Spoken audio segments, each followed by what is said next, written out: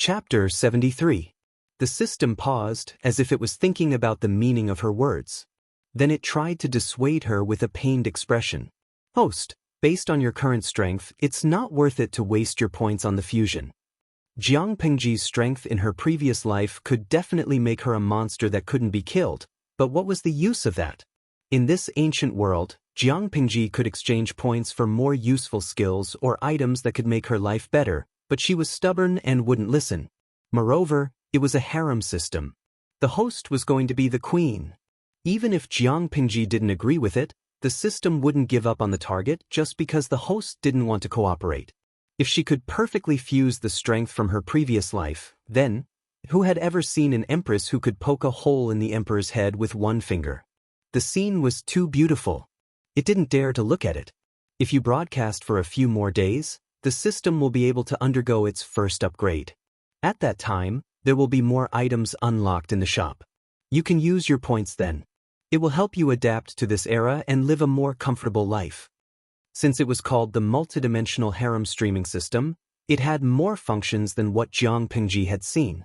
What if she used her points on something as useless as the fusion of strength? What if she needed to buy something in case of emergency? Jiang Pengji understood the system's concerns, but she scoffed at it. No matter what happens, I'm confident that I can handle it perfectly.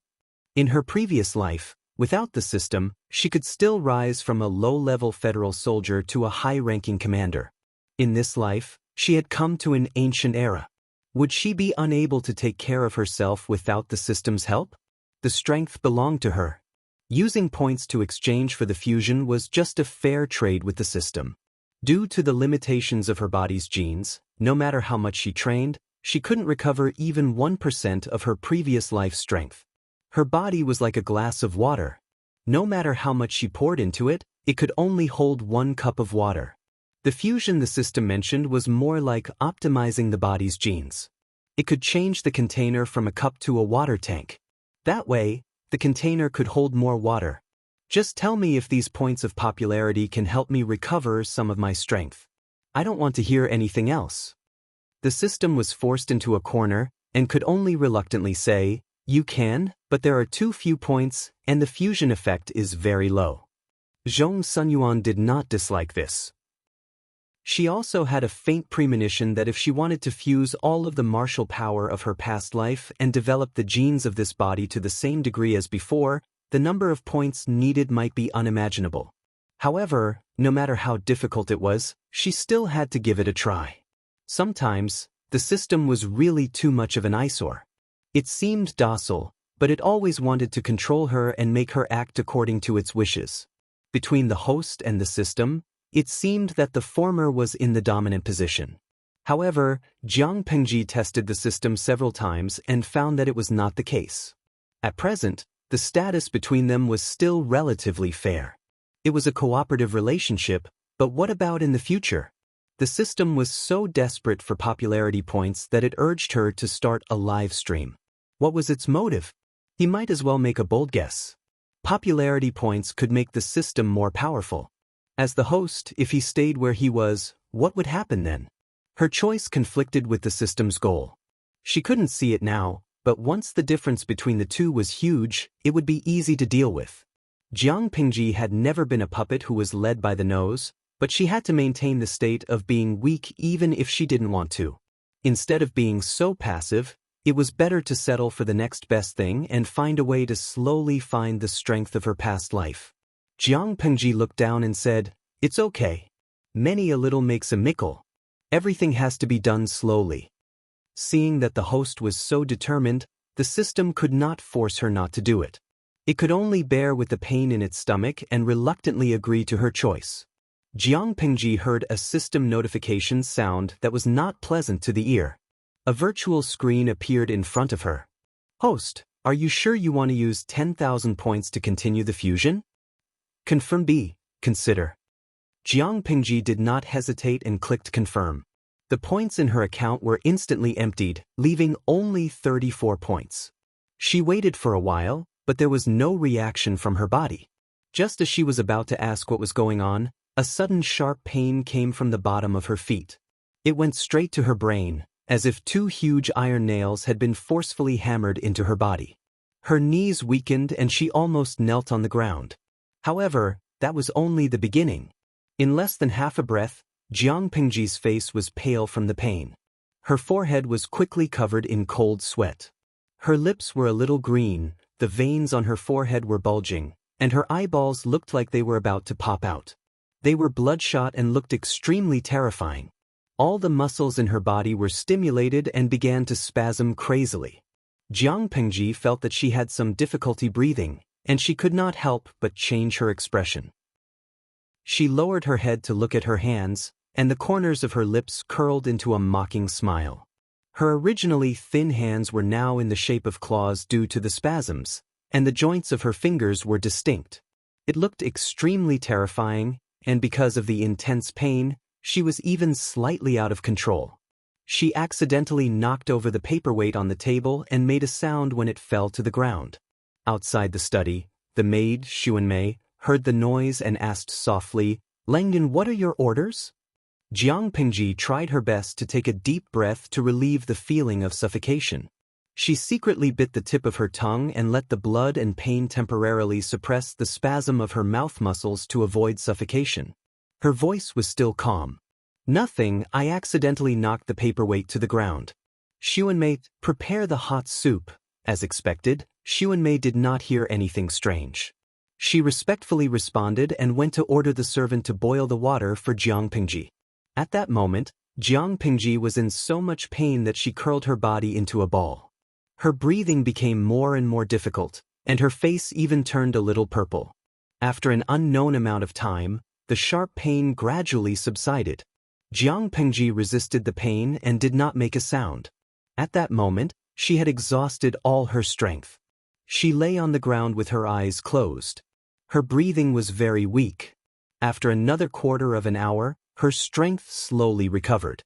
At that moment, Xuanmei had already returned. She reported through the door, "Langyan, the hot soup is ready." Jiang Pingji heard the noise and secretly rolled her eyes. She gritted her teeth and climbed up. She raised her hand and pulled her sleeve to randomly wipe the sweat on her face. "Help me bathe."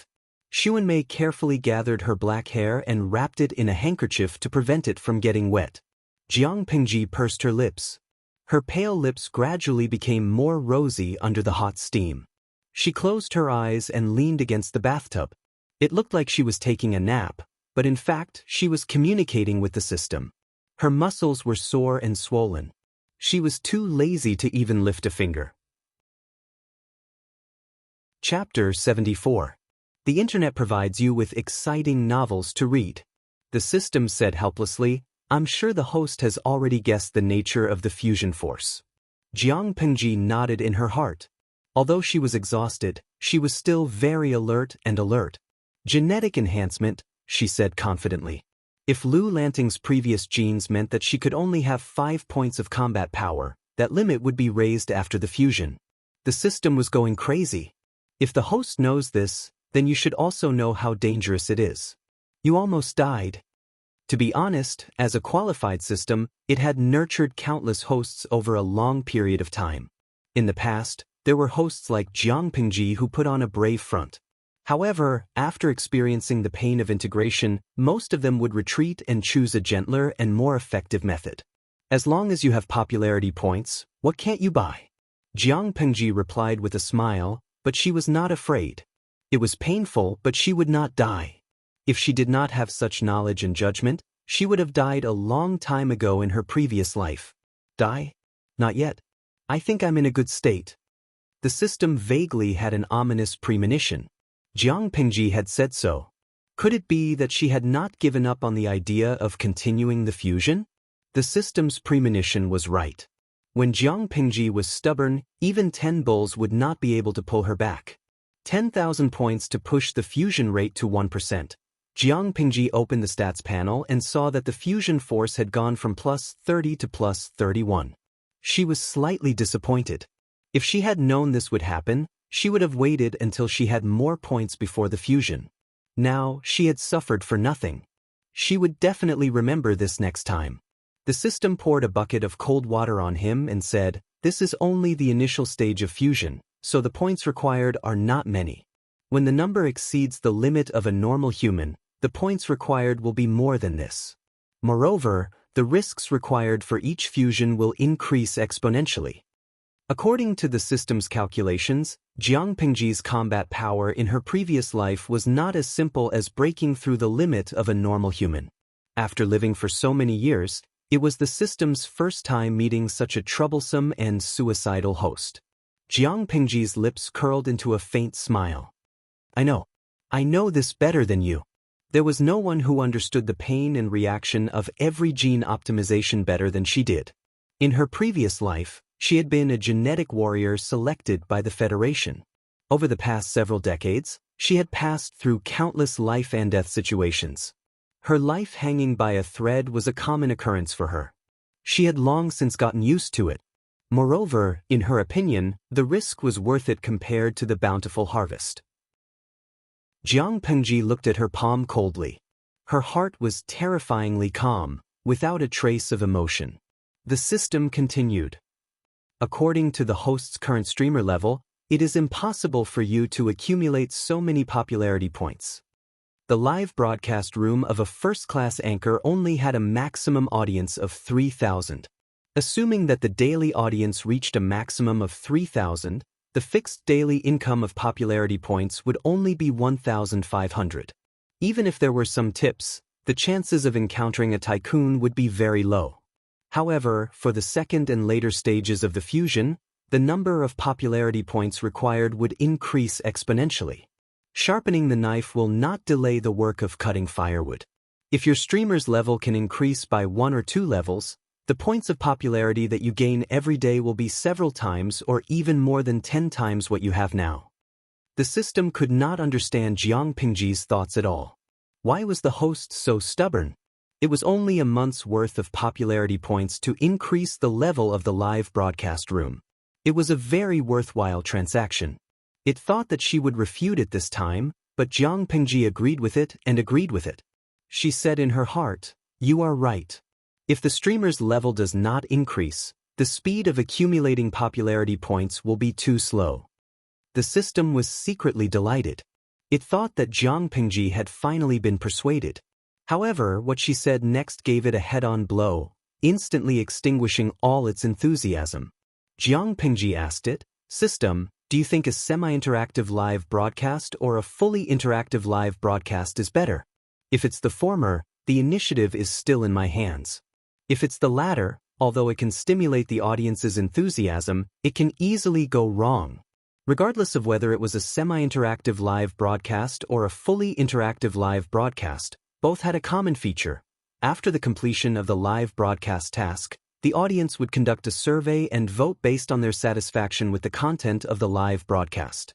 According to the audience's satisfaction, they would receive 3 levels of treasure chests: gold, silver, and bronze. When the treasure chests were opened, the streamer would receive random rewards. Among them, there was a card that could directly increase the streamer's level for free. If the system could visualize it, its face would probably be as black as ink. "You plan to increase the streamer's level based on looks?" Jiang Pingji smiled faintly. Her dark eyes carried some joy. "You have to believe that girls who love to smile usually have good luck." The system was about to grind its molars. It could not help but complain, "You are really confident in your luck. Girls with bad luck would not be able to smile at all." Cards that could directly increase the streamer's level for free could indeed be obtained by opening treasure chests, but the probability was only a pitiful 1%. It was still the same question. What kind of sin had it committed? How did it encounter such a stubborn host? "My luck has always been good." Jiang Pengji crossed her arms in front of her chest. Her black hair was a little damp and scattered behind her head, which made her handsome face look a little more gentle. "If I'm unlucky, who else in this world can live another life after death like me?" The system was silent for a long time. Once again, it deeply realized that its host was different from the others in the past. "Ha, host, you are capricious." The system could not help but clench its teeth. "If you don't try, you will never know how bad your luck is." Jiang Pingji did not take the system's words to heart. Instead, she provoked it. Believe me, I am the Emperor of Luck. Jiang Pingji did not know what unlucky or Emperor of Luck meant at first. She had to thank the audience for knowing these words. Every time the stream got a little boring, the audience would use the bullet screen as a chatting platform and chat happily. In the past 2 days, they frequently mentioned words such as unlucky, Emperor of Luck, SSR, and addicted to drawing cards. Jiang Pingji would also read their bullet screen when she was bored. Over time, without a teacher, she slowly understood the meaning of these unfamiliar words. The system was angry. However, when it thought of Jiang Pingji's confident attitude and her previous actions, it felt a little creepy. Could it be that her luck was really that good? If she did not have something to rely on, she would not be so sure that she would be able to increase the streamer's level by looking at her face. The higher the level of the treasure chest, the better the item, and the higher the possibility of getting a free upgrade card. If she really had the ability to get the highest ratings every time and get the gold treasure chest, maybe she could really level up? Thinking of the bright future after leveling up, the system's gloomy mood eased a little and became a little brighter. Life was not just about the present, but also poetry and the future. It should be more optimistic. Chapter 75. After a comfortable bath, her sore limbs finally regained their strength. They were not as weak as before. Jiang Pingji changed into a simple set of home clothes and knelt in front of the bronze mirror. She let Xuanmei and Takshu play with her hair. Noticing Takshu's hesitation on her left, she could not help but open her eyes. She glanced at her and asked softly, "What's wrong, Xuanmei?" At that moment, Xuanmei's gaze fell on her loosened clothes. She could vaguely see the layers of corsets inside. Xuanmei's cheeks were a little flushed after being caught red-handed. She hesitated and bit her lower lip. Her voice was as soft as a mosquito's. Second Langjun, Su Ku is still kneeling in the veranda outside the courtyard. I wonder. As soon as Xuanmei said that, Takshu glared at her. She had no choice but to shut her mouth. She looked worried and timid. Hasn't an hour passed? Why is he still kneeling? Jiang Pingji frowned. She asked Su Ku to kneel and reflect for an hour, which was only an hour. But according to what Xuanmei said just now, did it mean that Su Ku had been kneeling outside for more than 4 hours? At least 4 hours? Takshu snorted. Her hands nimbly tied her long hair into a simple bun. It was a little loose and looked a little casual and lazy. Only Xuanmei is soft-hearted. Based on Su Ku's previous actions, it's not too much to make him kneel for a day and a night. What's more, Langjun only asked him to kneel and reflect for an hour. If he doesn't want to get up, who can hold his shoulders and stop him from getting up? Like a lit firecracker, Takshu's words carried a strong sense of dissatisfaction and anger. Jiang Pingji stood up, gathered her clothes, and tightened the outer robe. Her tone was a little comforting. I think Takshu should change her name. How can this hot temperament be as cold as ice? His heart was clearly burning with passion. I know you feel unfair for me, but Su Ku is different. You can't treat him like an ordinary servant. Takshu's pretty face was tainted by Jiang Pingji's teasing. She said angrily, Langjun seems to be enlightened now. You can really say anything. Fortunately, I know Langjun's character. If it were a girl, her soul would have been seduced. That sentence could be translated into 4 words. If I didn't marry, why would I seduce her? All right. I will restrain myself from now on. I will definitely not carelessly seduce a girl's soul. After Jiang Pingji finished talking, she turned to Xuanmei and ordered, Go and tell Su Ku to go and rest early. Tomorrow morning, he will follow me to the village for an inspection. The weather is unpredictable and the humidity is high at night. He has been kneeling for so long. How can his knees withstand the cold? Xuanmei was perturbed and uneasy at first, but after hearing Jiang Pingji's instructions, her pale face regained some color. She knew that second Langjun was still the same. He was always so gentle and generous. Takshu scoffed as she watched Sun Mei leave. She was a little disdainful as she muttered softly, wishful thinking. Based on the hearing of others, they definitely could not hear what she said, but that did not include Jiang Pingji. She turned her head and asked suspiciously, How did Xuanmei offend you? I see that you two have a good relationship. Taksha's breathing stagnated. She immediately felt a little awkward, as if she did not know how to answer her question. In the end, she simply gave up and twisted her handkerchief. She bit her lip and said, Langjun is kind and pure, and you've been raised as a man since you were young. How would you know the thoughts of ordinary girls? That Xuanmei obviously has other intentions. She's thinking of seeking a higher position. Looking for a higher place? Jiang Pingji smiled and raised her eyebrows. She lowered her voice and asked curiously, Are you saying that Xuanmei has feelings for Su Ku? Su Ku was only 17 years old, but in ancient times, he would have been a grown man who could start a family and start a career. He was not bad-looking. Even though his face had been tattooed, it did not diminish his beauty. In Jiang Pingji's eyes, he looked even more mature. Taksha's eyes were a little dazed when she heard her straightforward guess. She seemed to be in disbelief as she patrolled her face back and forth. She was determined to find out something. However, Jiang Pingji's heart was not that easy to pry into. After a while, Taksha gave up. What do you mean by having feelings for Su Ku? You're obviously disloyal.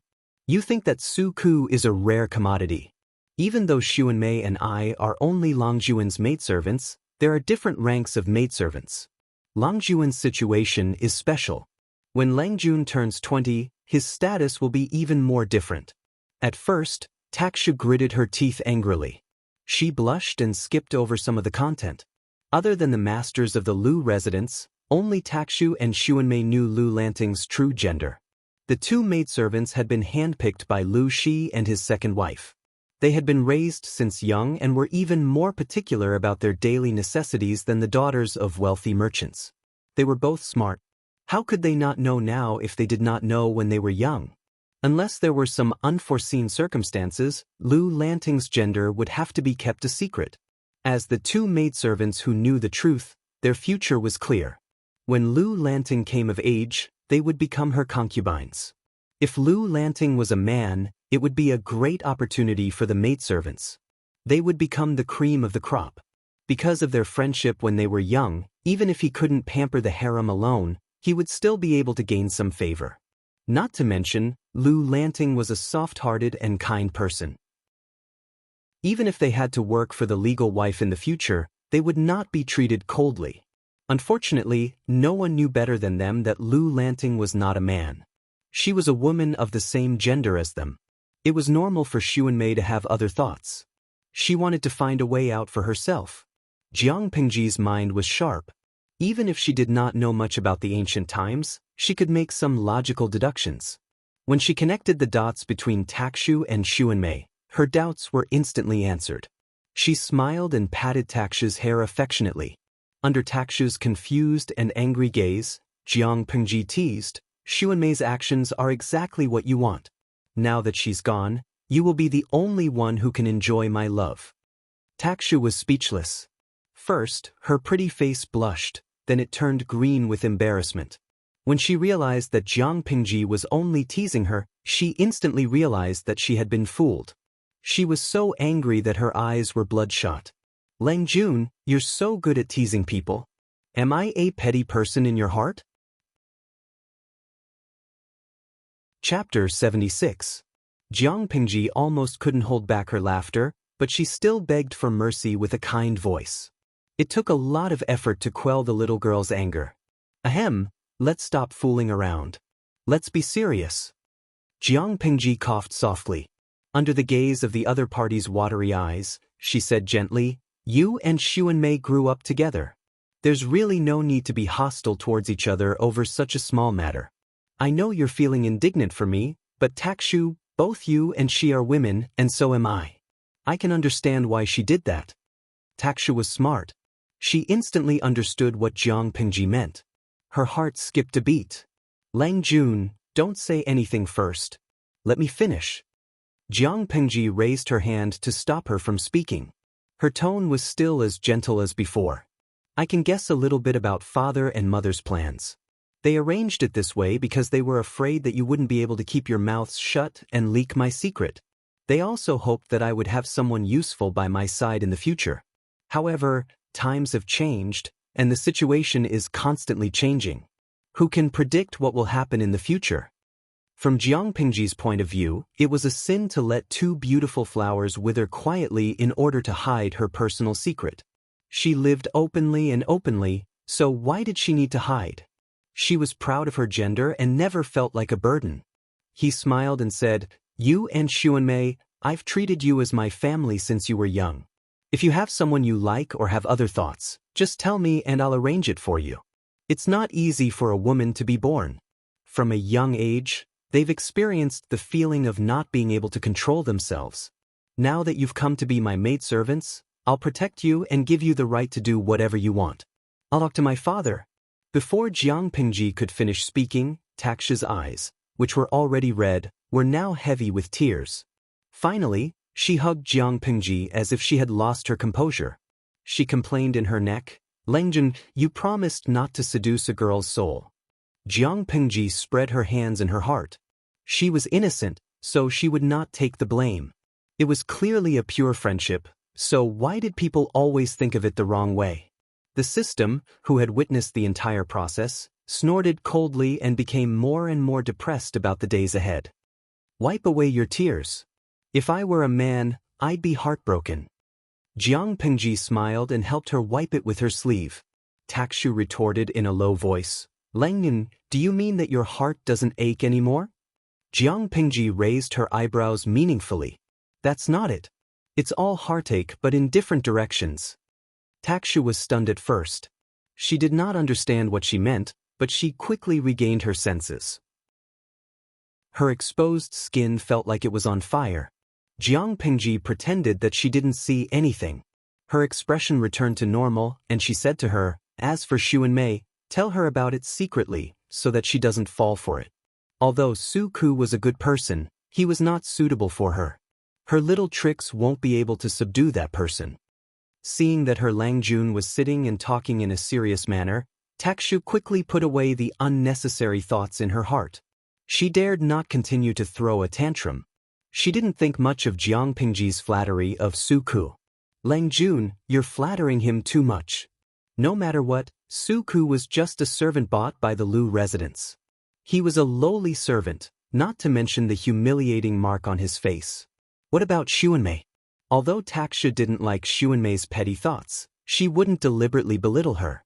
She was her Longjuan's trusted servant. Her status was second only to the masters of the mansion and the head housekeeper. If she had any thoughts about Su Ku, it would be because Su Ku was of a higher status. However, from what her Langjun said, it seemed that Xuanmei was not worthy of Su Ku. Jiang Pingji smiled helplessly, but she didn't plan to explain anything. Su Ku looks simple and honest, but he is extremely arrogant and self-centered.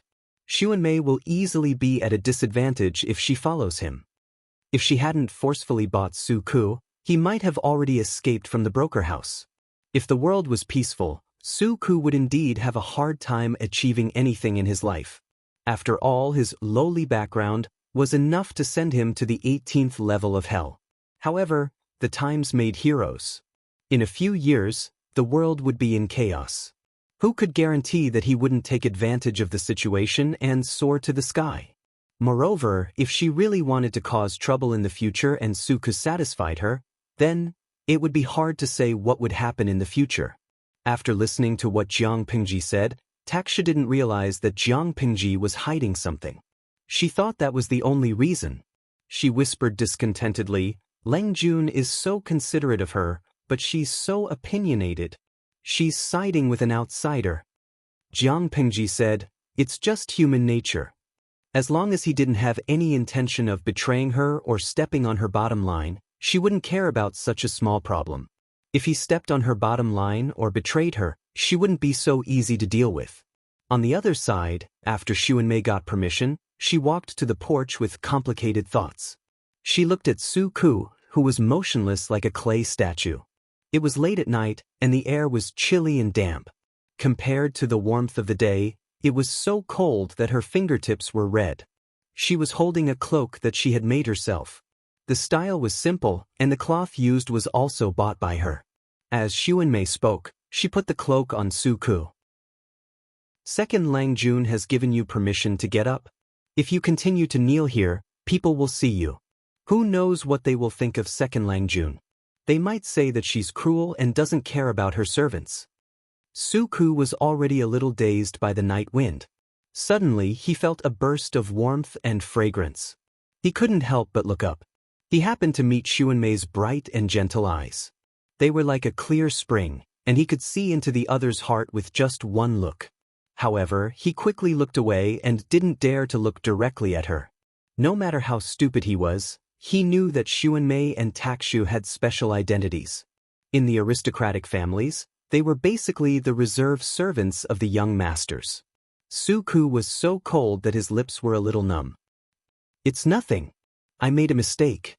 I'm reflecting on myself. Xuanmei told Suku what Jiang Pingji had said, word for word. After he heard it, his eyes flickered a few times, and then he calmed down. Then he sighed and chuckled. He said inexplicably, Langjun, you're good. He had Takshu, who was sensible, and Xuanmei, who was gentle and warm. One was hard and the other was soft.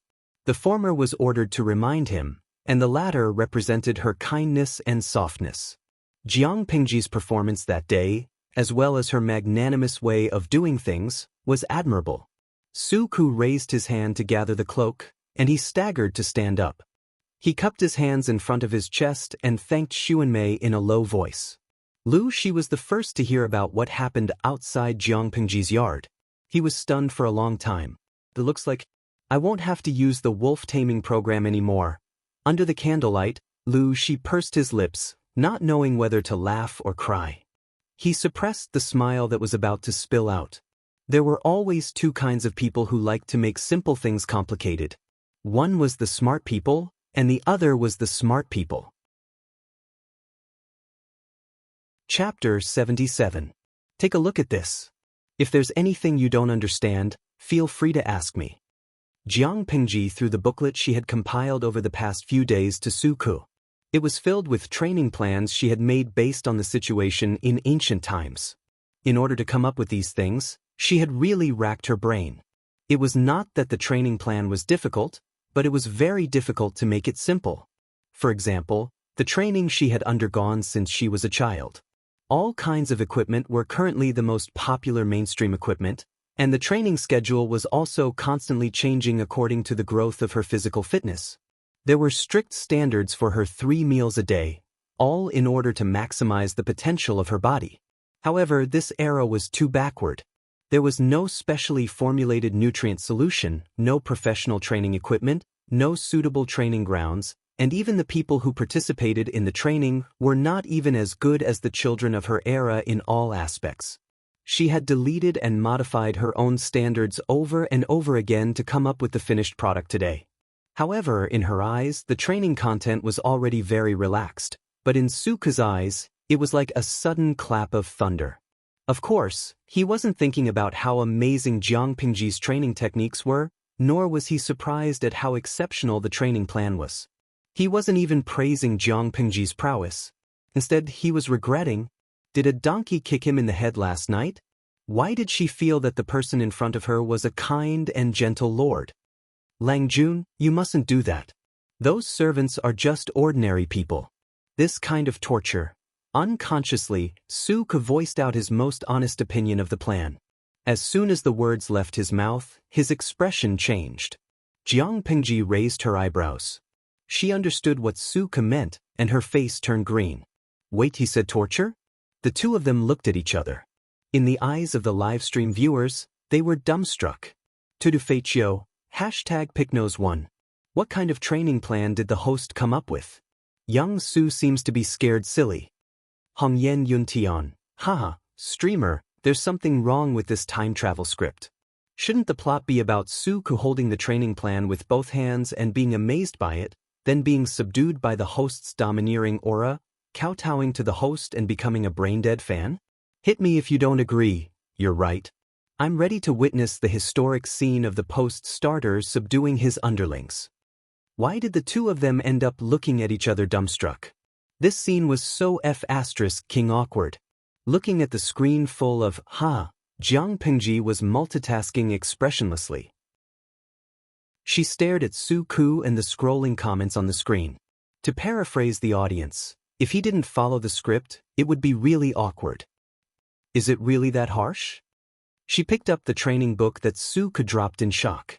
How could it become the torture you mentioned? Suku could hear the gloominess in Jiang Pingji's tone. His heart sank, and he realized that he might have misunderstood her. He deliberated and said, Lang Jun was born with divine strength, and your talent is different from ordinary people. The contents listed above are naturally nothing to you. However, those slaves that were bought are all ordinary people. How can the flesh of ordinary people compare to yours?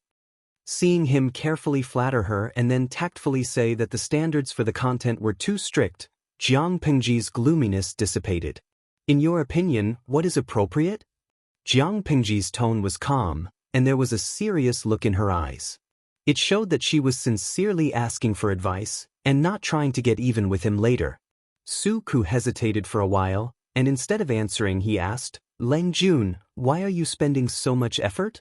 You may have heard from the slaves about what happened to me a few days ago. I don't want to go through that kind of situation again in my life. Training these servants is to find a place for myself to settle down. Dongqing seems to be peaceful now, but even a place like Hejian County is full of bandits. If I don't have a place to settle down, I may be killed one day. As soon as Jiang Pingji finished speaking, Suku suddenly shook his head and retorted, Lang Jun, do you really only care about this? If it's just to clean up the bandits and protect the house, 30 to 50 people are enough. Why do you need to mobilize so many people? I'm afraid you have other unspeakable thoughts. Since you said it's unspeakable thoughts, how can I answer your question directly? Suku was speechless. He didn't expect Jiang Pingji to be so unpredictable. There was another burst of laughter on the screen, but this time it was not Jiang Pingji who was laughing at her. Instead, they all felt sorry for Suku. Hit me if you're not convinced. The longest road that Suku has walked in his life is definitely the streamer's unconventional ways. Cafeteria Daffin Auntie, young Suku, give it a rub. The streamer doesn't care about you, but Auntie cares about you. Carry me away, kiss me. The price of a blue and white asterisk was equivalent to a lollipop and a lover's heart, and one asterisk was equivalent to one livestream coin. Badeo President, young Suku, don't be lured away by that weird auntie. Come into my arms. Domineering President, tipped 520 kidney apples. One kidney apple was equivalent to one livestream coin. 520 kidney apples were 520 livestream coins. Apart from these two people, there were even more rewards. The screen was full of rewards that almost drowned Jiang Pingji's vision. The backstage notifications came one after another, densely packed, with no signs of stopping. Fortunately, she was expressionless, so no one saw through her. Suku didn't know that thousands of people had taken turns to feel sorry for him countless times. His face, which was gradually becoming more determined, showed a trace of a strange expression. His eyes were especially bright and eye-catching. I already understand what you're thinking, Lang Jun. I won't let you down. Okay, you think about it. Seeing that, Jiang Pingji already knew what Suku was thinking, but she didn't point it out. After noon, you'll go out with me to have a look. We'll have a preliminary plan, so it'll be easier to carry it out in the future.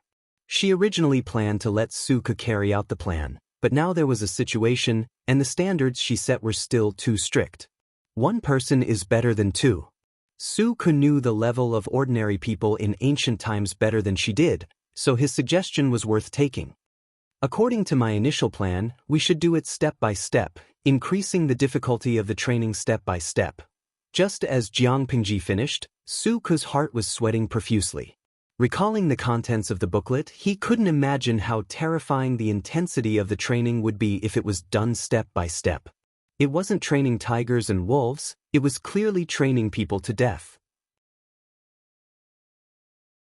Chapter 78. We provide you with wonderful novels to read. Those with potential are still young, but the older ones don't have enough nutrition, and their overall quality is not good. If they are forced to meet the training standards, they might be lying on the road to training before they become a strong army. However, Jiang Pingji's family was very rich. They didn't have many things, but they had enough food to fill their stomachs. Currently, there were only a dozen or so servants in the farm. She could afford to feed them. I carefully read what you wrote. Although it is harsh, there are some good points in it. Su Ku was worried that Jiang Pingji would be angry, but after careful observation he didn't see any displeasure on her face, so he plucked up his courage and continued, the so-called elite troops are no less than elite weapons, and there are even more elite soldiers. What are elite soldiers? They are strong, fierce, and good at fighting. Strict discipline, strict laws, and strict execution of orders are the second. In my opinion, the latter is the most important. No matter how strong a soldier was, he was only one person, and he could only exert the strength of one person. But if 100 people acted as one, moved in unison, and exerted their strength in one place, what would the result be? Although every training item in Jiang Pingji's plan was frighteningly harsh, and it didn't seem like it could be completed by a normal person, Su Ku only read it once, but he still found something she emphasized, discipline. Jiang Pingji nodded approvingly. Su Ku's performance was much better than she had imagined. Indeed, I read a novel a few days ago. The content was about a fierce general of the previous dynasty who could come in and out of the chaotic army as if there was no one there. His heroic posture was like that of a god, and the army couldn't touch him. But in my opinion, it is a bit ridiculous. Su Ku was slightly stunned by Jiang Pingji's arrogant words. Although it was only a few words, he could tell who the fierce general of the previous dynasty was, so he was even more confused. That was the peerless general who had followed Emperor Taizu of the Xia dynasty to war, the god of war who had created an extraordinary career, Meng Ziliang. You don't believe me? Jiang Pingji raised her eyebrows. She stood up and took down the bow and arrows. She said to Su Ku, why do you think it's the general who is too brave and not the enemy who is too useless? In my opinion, it's just a normal elite soldier running into a bunch of idiots. If he was a real tiger, wolf, or lion, how could he have fallen into the awkward situation of a group of dragons without a leader and allowed a mortal with a body of flesh and blood to move freely in the army formation? Was it because the horse beneath him was as fast as lightning, and even the arrows couldn't catch up? Or could it be that his body was made of copper and iron and was impervious to swords and spears? They're just a bunch of cowards who have no discipline, no desire to win, and only fear death. Ants could even bite an elephant to death. How could an army of 10,000 people not be able to stop a mortal with flesh and blood? Even if Jiang Pingji was in her previous life, she wouldn't dare to say that she could face tens of thousands of blades and escape unscathed. What she wanted were tigers, wolves, and lions. Those were people who would truly put their heads on their waistbands and fight to the death. Not to mention a general riding a white horse, even a giant riding an elephant would be chopped into minced meat by a flurry of knives. Su Ku's rationality told him that what Jiang Pingji said was too idealistic and too absurd. However, when he thought of the scene of 10,000 people acting as one, orderly and disciplined, he couldn't help but feel his blood boil. Even his brain began to heat up. Cafeteria Dafinanti, the young man is done for. Badeo Zhangzi, this streamer is poisonous. She's contagious. San Sha, is Su Ku possessed by a chunibyu? It feels like his eyes are glowing. Nongfu Shangquan Yudiangshuan, I don't care. I just love the streamer who is in the late stage of chunibyu. Jiang Pingji sneaked a peek at the comments on the bullet screen. The little bit of blood that had just risen was instantly extinguished. Instead, there was a sweet feeling of awkwardness and helplessness in her heart. If there was a king who ruined the atmosphere, it would definitely be the audience who laughed all day long. She raised her hand and patted Su Ku, who was immersed in the hot blood, and said in a hoarse voice, "Where was I just now?" "Continue, Su Ku." His blood was not boiling yet. It was very inhumane to pat him halfway to wake him up. Did you understand?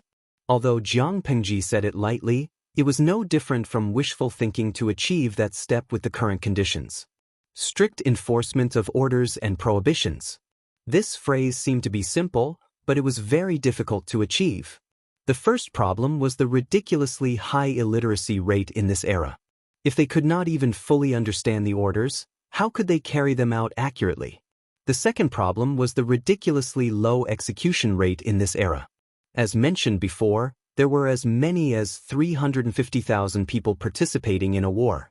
The real deciding factor might not even be 50,000 people. What were the other 300,000 people for? Basically, they were there to do nothing to gain experience and military merits, or to fish in troubled waters, just to fill their stomachs with military pay. If their side won, they would charge forward while they had the advantage of numbers. If they lost, they would turn around and run away. Apart from those who did nothing, the remaining 50,000 elite troops were very unqualified in Jiang Pengji's eyes. They were far from the standard of tigers, wolves, and lions.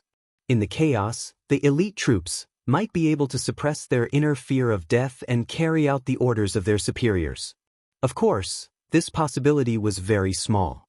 It was more likely that they would take advantage of the chaos to become deserters and only care about their own lives. This was because after the army was defeated, the first to bear the brunt of being demoted was the leader, not the large number of troops. Because of this, in ancient times, the morale of the troops was very important. Otherwise, it would be extremely easy for the troops to be disorganized and unable to recover after a setback. Unless they encountered an enemy who was more dispirited than them, if the difference in the number of troops between the two sides was not big, their side would definitely lose. However, at the end of the day, to put it bluntly, there was only one word: discipline. When a group of disciplined sheep met a group of disorganized wolves, they would win without any suspense. After a deep conversation, Su Ke's eyes opened wider and wider. The way he looked at Jiang Pengji from time to time was a bit fiery. At first, he only thought that she was just an ordinary aristocratic family's son who was greedy for beauty. Later, after the incident at the assembly, she bravely stood up for him. Su Ke labeled Jiang Pengji as quite powerful, arrogant and unruly, and dissolute. After what happened last night, he felt that she was shrewd and seemed to have everything under her control, including people's hearts. Now, his impression of her was refreshed again. If Su Ke had been a little unwilling before, he had now completely put away his previous attitude and understood his position. Even if he was just a layman, just by listening to her talk, he felt that the small military formation she mentioned was very feasible. Indeed, the person in front of him was going to do something big.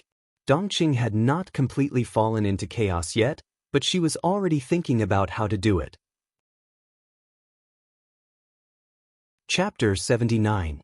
After experiencing his mother's unjust death and the fact that he almost died of injustice, Su Ke's impression of the aristocratic families had dropped to the lowest level. When he lost all his dignity and was manipulated like a commodity by the human traffickers, he had even fantasized crazily that if he could rise to prominence one day, he would definitely take revenge on those vermin of the country who did not know the suffering of the people and had no regard for human life. However, these thoughts were just thoughts.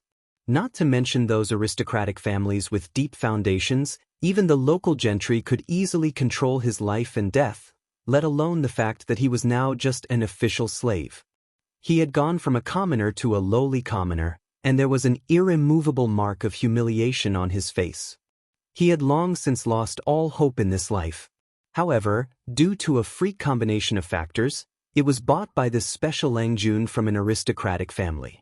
It was as if a completely different life door had been opened. Su Ke had thought that he was arrogant, and couldn't bear to listen to any unpleasant words, but in fact, he was surprisingly easy to talk to. Of course, Su Ke wouldn't treat this Langjun as a harmless little rabbit just because he had taken his advice several times.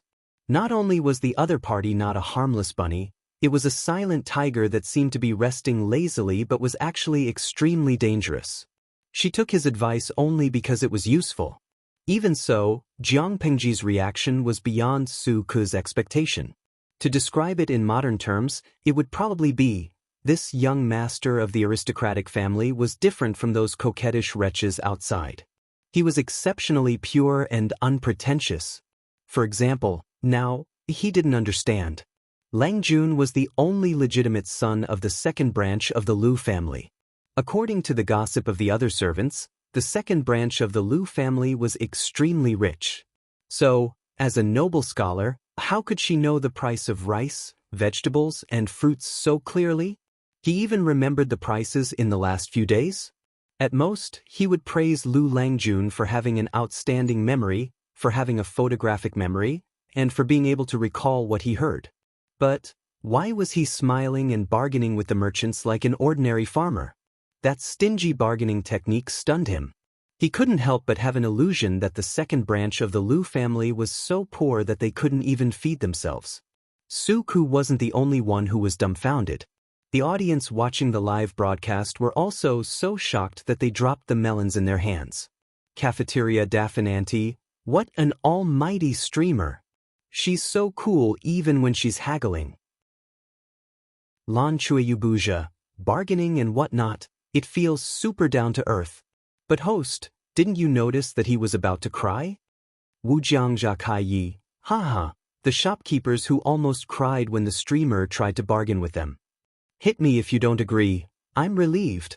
I'm thankful that the host isn't from this world. Otherwise, it would be too scary.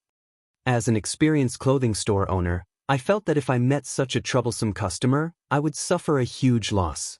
I wouldn't be able to continue my business. A group of spectators expressed that Jiang Pingji was very good at bargaining. Although they felt sorry for the shop owner, they were still happy to watch the show. However, other than the onlookers who only knew how to laugh, there was also Su-ku. Langjun. Su-ku wanted to say that she was calculative, but that was not a good word. He was also afraid of offending her, so he awkwardly said, "If this gets out, it will greatly damage your reputation." A noble son of an aristocratic family bargaining with a merchant. Even if he maintained his demeanor, it was inevitable that he would have a bad reputation if it got out. Jiang Pengji sneered and said carelessly, "You speak as if I, your Langjun, have a reputation? Who in Hejian County doesn't know the reputation of the Lu Manor's prodigal son? The manor does not lack money and rice, but you don't know how expensive it is if you don't manage the household." These merchants saw that I was dressed well, and I was young and ignorant, so they asked for an exorbitant price. They raised a price of 1 copper coin to 10 copper coins.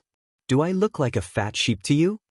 Shou Shiguan, how can there be such a cruel sheep like the host in this world?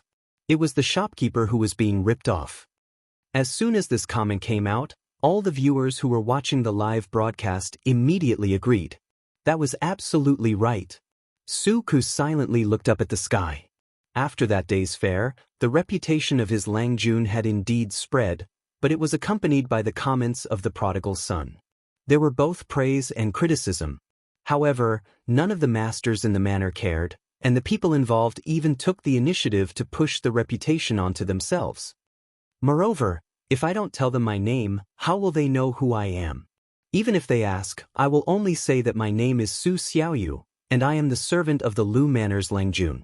As soon as Jiang Pingji said this, Su-ku, who was following behind her, almost stumbled and fell. Could it be that his main task in the Lu Manor was not to accompany her in her studies, but to help her Langjun be the scapegoat?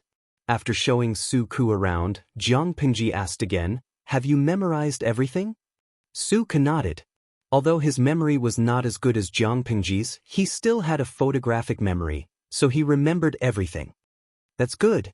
In the future, you will be in charge of the farm's expenses and purchases. Make an account book and record everything. You have to be strict with their training.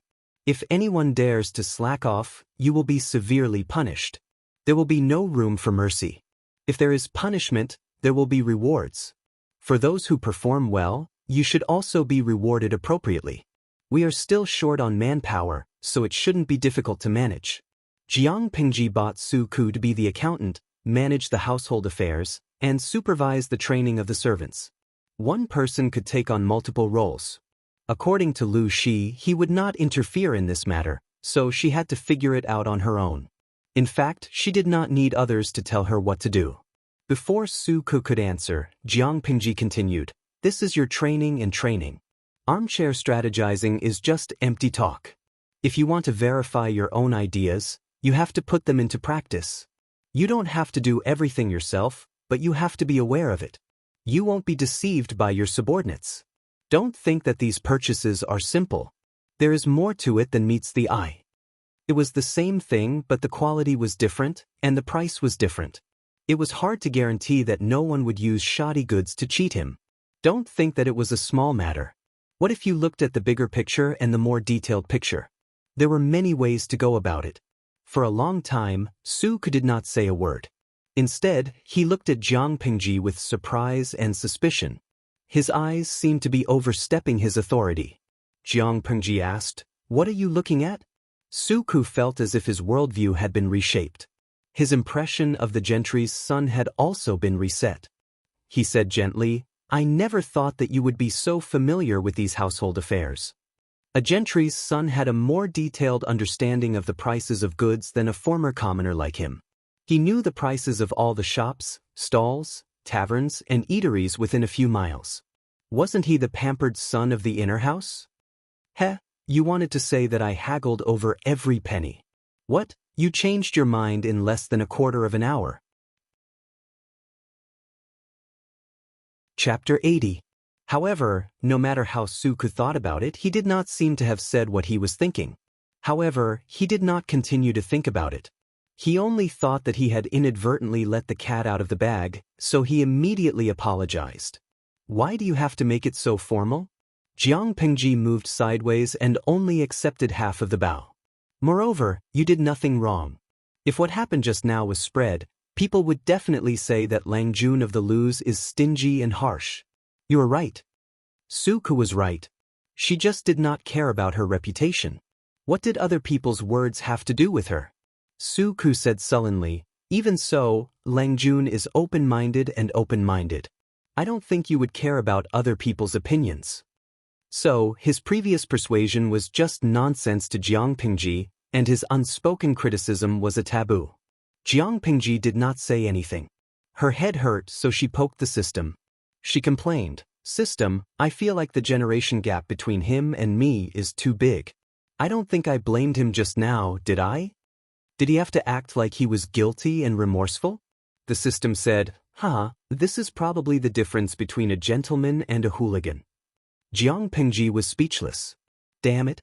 Suku realized that his Lang Jun was not only familiar with all kinds of affairs, but she was also passionate about carpentry, which others thought was cheap and distracting.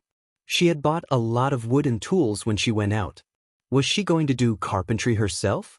But this time, no matter how many thoughts he had, he did not voice them. He chose to watch silently and wanted to know the deeper meaning behind his Langjuan's actions. He had a feeling that Jiang Pingji would not keep him confused for too long this time. Sitting outside the carriage, Suku looked down. His eyes fell on a familiar place, and he could not help but be stunned. It had only been a few days, but he felt as if it had been a lifetime. That night, he had tried his best to escape from the prison, but he did not expect to be intercepted by Lu Shi and his men. Later, he became Lu Shi's page boy. While they were still on the road, they could see smoke rising from the farmhouse from afar. They could vaguely see the silhouettes of people plowing the fields, a few children chasing and playing, and even a white-haired old farmer sitting at the entrance of the village, smoking from time to time, looking peaceful and leisurely. Jiang Pingji lifted the curtain of the carriage and looked into the distance. The audience in the streaming room could also see the high-definition live stream. "Papa, don't hit me, it feels like my hometown.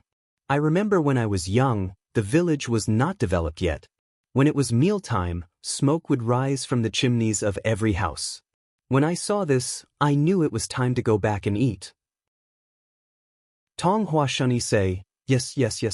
It's the same in my hometown. When he was young, he didn't have a kindergarten. He basically let them run around the mountains when he was crazy. But now, there were only a few elderly people in the village. The younger ones had all gone out to work. Rensha Wanka Shoming. I grew up in the city. I've eaten pork, but I've never seen a live pig run. As soon as the topic was brought up, it seemed that the whole live stream instantly entered into a nostalgic theme. They all talked about their childhood villages. Cutest husky, my village has been greatly improved. There are many small factories built. It's developed, but I can't see the scene in my childhood memory anymore. I can't see the blue sky anymore. The fields are so barren that weeds are growing. Jiang Pengji sat in the carriage with one hand on the table. She was bored and looked at the scenery outside or read the comments to kill time. The coachman drove the carriage skillfully and tried his best to reduce the vibration so that the nobles in the carriage would not feel uncomfortable. Su Ku, who was outside, said in a low voice, "Lang Jun, we've arrived." Jiang Pengji came back to her senses and got out of the carriage. She avoided Su Ku's attempt to help her up and jumped down. For convenience, she had changed out of the fluttering, wide-sleeved cloak and replaced it with a simple and refined brown dress. To be honest, she had had enough of wearing the complicated, anti-human, open-crotch dress. What's the use of tightly wrapped clothes? There was still air underneath. "Let's go," Jiang Pengji said with a smile and led the way forward. The children who were playing saw the strangers coming and ran back, laughing. The audience in the live streaming room felt that the village scene was familiar and warm, but it was a new experience for Jiang Pengji, who was used to cold cities and advanced machinery. It was as if her cold and lonely heart was warmed by the scene. They were dressed very simply. Jiang Pengji wore the brown dress that commoners often wore, which made her look very low-key. Fortunately, the carriage had the emblem of the Lus on it. Although the head of the village had never seen Jiang Pengji before, he knew that the person in the carriage must be from the main family. When he learned that the young man in brown was the second Lang Jun of the Lus, he was so scared that he did not dare to speak. "Relax. I'm just here to see the people who were sent to the village a few days ago. Did any of them try to escape these days?" After asking the head of the village, Jiang Pengji looked at Su Ku, who looked embarrassed. Even if Lu Shi had not sent people to stop them, Su Ku would not have been able to escape from the boundaries of the farm. Jiang Pengji had also sent people to keep an eye on him. The head of the village knelt down obediently and answered with fear. He was afraid that he would offend the Lang Jun and bring trouble to the village. Dongxing seemed to be peaceful, but corrupt officials were running rampant. The gentry in the villages exploited the people. How could the commoners live a peaceful life? Too many people lived in misery. Not only did they have to bear heavy taxes, but they also had to face bandits. In comparison, the tenants in the farm lived a very comfortable life. Everyone in the surrounding villages was envious of them. The main family was kind and had the advantage of money. The bandits did not dare to come and take advantage of them. Most of the tenants lived a happy life. If they did not serve the guests well and angered the Lang Jun of the main family, they would have a hard time in the future. Except for Su Ku, who was taken away, the rest of the people who were sent to the village were arranged to stay in the farm. Because they did not have specific instructions, they did not dare to make decisions. They only sent a few farmers to keep an eye on them in case any of them escaped. It's good that they did not escape. Go and get those people here, Jiang Pengji said to the head of the village and then turned to Su Ku. You will have to work hard for the next few days. Stay in the farm for some time and keep an eye on them for training. When everything is on the right track, you will be assigned to someone you can trust. I will allow you to borrow some books from the study of the Lu's house while you are staying in the farm, in case you fall behind in your studies. Work and study were two different things. Su Ku was still young, so he had to focus on his studies. He could not neglect one thing. A subordinate who could not improve himself at any time was not a good subordinate. Although she did not show it, Jiang Pengji was treating Su Ku like an assistant in the internal affairs of the army in her previous life. Chapter 81. The internet provides you with wonderful novels to read. Jiang Pengji was very clear about her position, be it in her previous or current life. She used to be the leader of the whole army, the core pillar of the army, the belief of all the soldiers, and the confidence of the whole army. Ahem, in layman's terms, she was the mascot in times of peace and the alpha wolf in times of war. She was in charge of the war, and the internal affairs and diplomatic contacts of the army were handed over to her assistants. She was a slacker in one of the subjects. War was her home field, and she was not good at other things. She could not blindly command others, could she? Now that she had given Su Ku the authority to manage the internal affairs and personnel, she naturally would not command others in this area. If Su Ku could not control the situation, it would not be too late for her to intervene. Jiang Pingji and Su Ke formulated a detailed training process and stages based on the principle of making full use of the resources and progressing step by step. The initial training period was not long, and the tasks were not heavy. They were given enough time to adapt. After they had fully adapted, the intensity of the training and other activities would be gradually increased. When they were not training, they would cultivate the fields, work in the fields, or help the other tenants of the farm. In order to stimulate the motivation of the training, they were divided into groups of 5, and each group would select a corporal. The corporal would receive more than half of the monthly allowance than the others. Of course, the corporal was not fixed. There would be a selection every month, and the best performance would win. There was also a competition between the groups, and the group with the best performance would receive an extra half of the monthly allowance. There were rewards and punishments, and the punishments were more severe than the rewards. There was a monthly examination, and the worst performance would be deducted 10% of the monthly allowance, and the training tasks for the next half month would be 10% more than the others. The group with the worst overall performance would be deducted 10% of the monthly allowance, and the training tasks for the next half month would be 10% more than the others. In addition, if an ordinary person made a mistake or caused trouble, the whole group would be punished. If the corporal deliberately caused trouble, the whole group would be punished. These few rules seem simple, but in fact, they formed a relationship of supervision and restraint between the corporals, and the corporals. The corporals enjoyed more benefits, but they also had to bear more responsibilities. They shared weal and woe with each other. They seemed independent, but in fact, they were one. Jiang Pingji and Su Ke had a detailed discussion about the amount of silver each person would receive each month. After consulting various sources, they finally decided on the amount. Not long after, the head of the village came over with a group of people. Looking at those people's spirit and appearance, they were indeed better than when they were in the broker house. I bought you from the broker house for a reason, not to let you come here to enjoy life. I'll cut to the chase. No matter what you do in the future, you'll have to listen to Su Ke's orders. If anyone tries to cause trouble, don't blame me for being ruthless. Su Ke? Many of the servants had heard of this name and knew who Su Ke was. Hearing this name, some of the bolder ones couldn't help but raise their heads slightly. They found that Su Ke, who was originally just like them, or even more down and out than they were, was now dressed appropriately. His appearance was also more plump than a few days ago, and his spirit was not the same as before. For a moment, many people felt jealous and envious.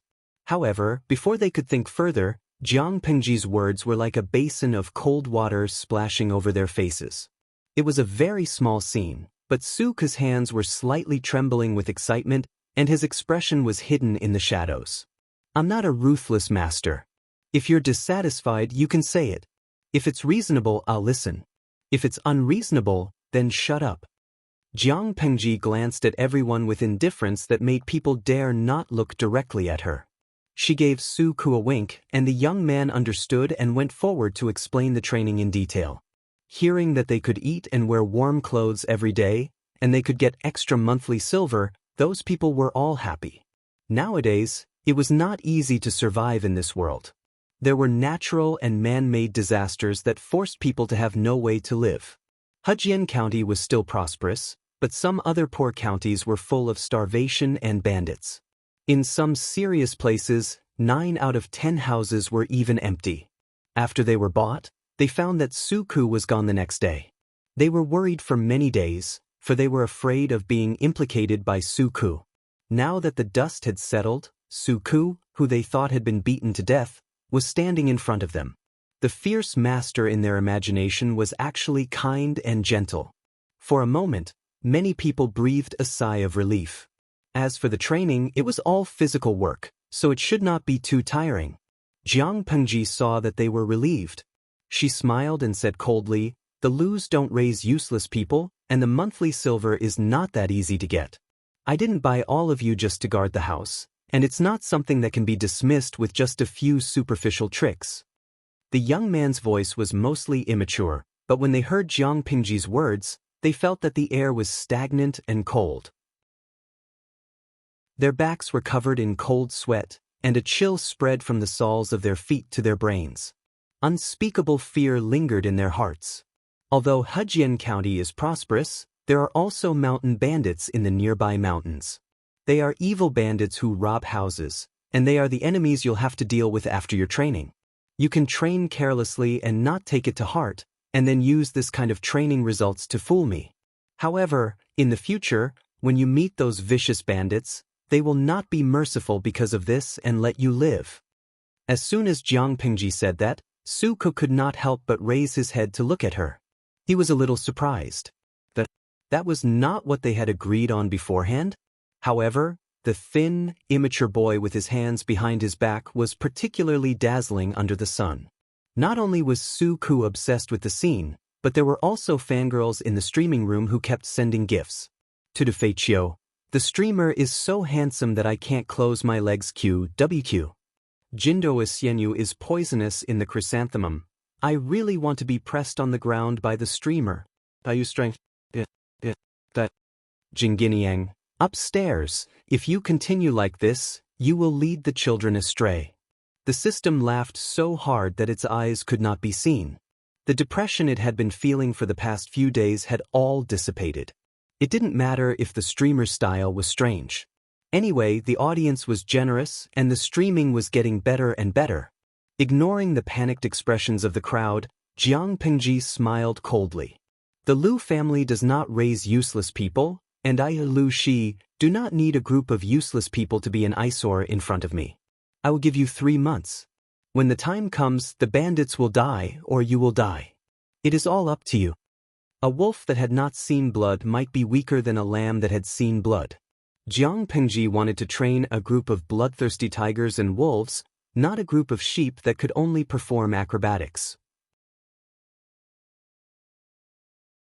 Chapter 82. Jiang Pingji was shorter than everyone there, but her aura easily crushed everyone. Suko stared at her. In a trance, he saw a fierce tiger with a strong body. Blood and flesh hung from the corners of its mouth. Its muscles were tense, ready to strike, and it was staring at its prey. Her eyes were fierce and cold. Being stared at by her, it was as if he was already destined to die. When he came back to his senses, the other party was still a young man bathed in sunlight. His black hair reflected the light, and there was a halo around him. After a while, although everyone was trembling in fear and their teeth were chattering, no one had the courage to raise any objections. The corners of Jiang Pingji's lips curled into a cold smile. She squinted her eyes, revealing her slender and long eyes. A trace of mischievousness and interest flashed across her eyes. Since there are no objections, let's begin. She raised her hand and threw the sandalwood fan in Suko's direction. Suko instinctively reached out to catch it. The familiar fragrance on the fan made his whole body tremble. He subconsciously thought of Lu Shi's cold and venomous eyes that night. It couldn't be helped, he had been traumatized. No, now was not the time to be afraid. His Lang Jun had said to start. What start? Was this part of the process set up at the beginning? Before the confused Suko could figure out what start meant, Jiang Pingji's next words almost scared him half to death. Jiang Pingji said leisurely. Suko's heart skipped a beat. I will choose the first batch of sergeants. I will be fair and impartial. She continued, I know that some of you are already thinking of retreating, afraid that you will lose your life in the hands of a ruthless bandit. However, the indenture that concerns your lives is in my hands, so you don't dare to act rashly. Now I will give you a chance. Whoever defeats me, I will release their indenture, return their freedom, and give them a year's worth of silver. After a long time, Suko's deepest impression of Jiang Pingji would be the image of her curling her thin lips and shining eyes under the afternoon sun. Come at me one by one, or all at once. You don't have to be restrained. Life and death are up to fate. It's all up to the will of heaven. As soon as she said that, the crowd became restless. They didn't expect Jiang Pingji to be so arrogant. They were all children of poor families.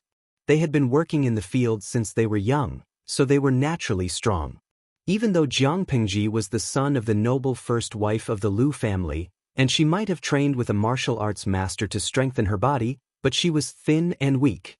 She looked like a chicken without much meat. No matter how you looked at it, she couldn't be compared to them, could she? If he won against her, he would be able to get back the indenture and even get a year's worth of silver? Was there really such a good thing? Everyone looked at each other in dismay, their steps hesitating. No one dared to take the lead, fearing that this was just a trap to test them. Su-ku was anxious. He wanted to pull Jiang Pingji back, but he was afraid of offending her. If he did nothing, what would he do if she was injured by those reckless men? To be more serious, what if he was beaten to death by random punches? His heart was restless, as if there was a small tongue of fire licking his heart, causing him to feel even more anxious and tormented. However, in the next moment, he inadvertently saw the smile on the corner of her lips. Her eyes revealed a look of anticipation. Su-ku suddenly stopped in his tracks. He couldn't help but think of that day at the gathering. Jiang Pingji had also teased the crowd in the same way. There was a look of disdain in the depths of her eyes. That was a signal she didn't take her opponents seriously at all. Thus, he silently stopped.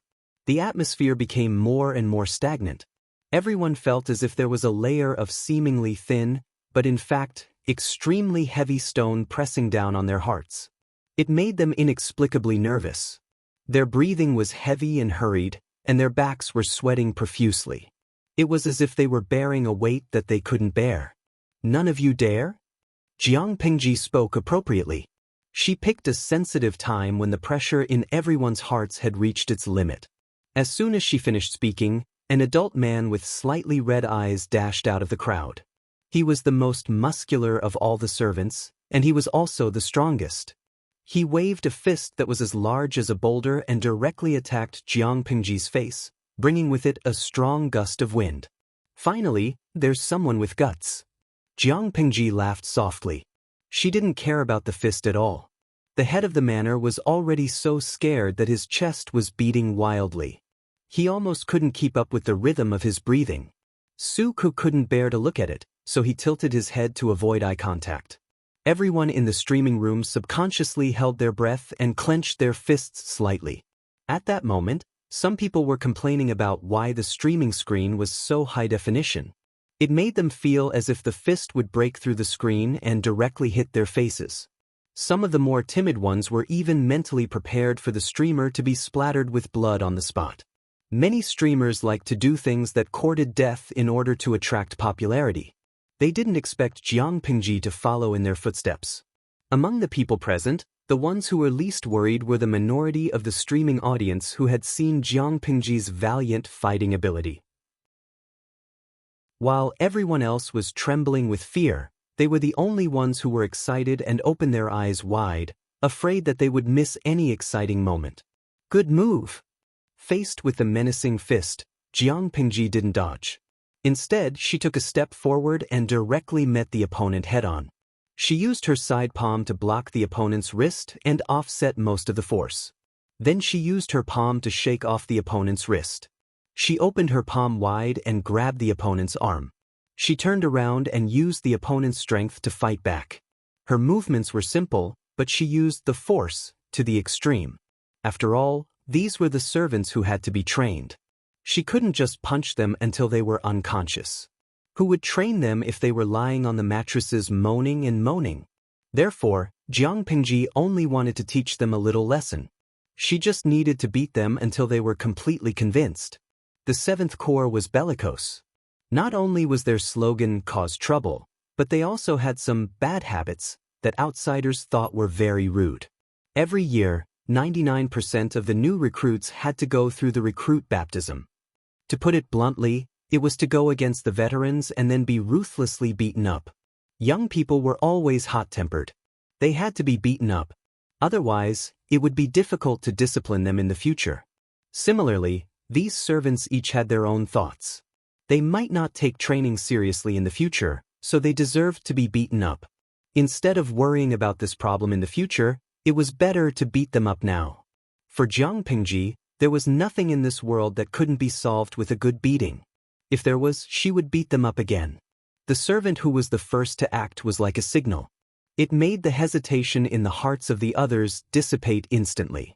Taking advantage of their momentary courage, they pounced on Jiang Pingji. They had the advantage in numbers. Were they afraid that they couldn't beat a young and weak Lang Jun from an aristocratic family? They didn't ask for anything else. They didn't want to beat her to death. After all, if they killed her, they would be buried with her. They only wanted to win against Jiang Pingji.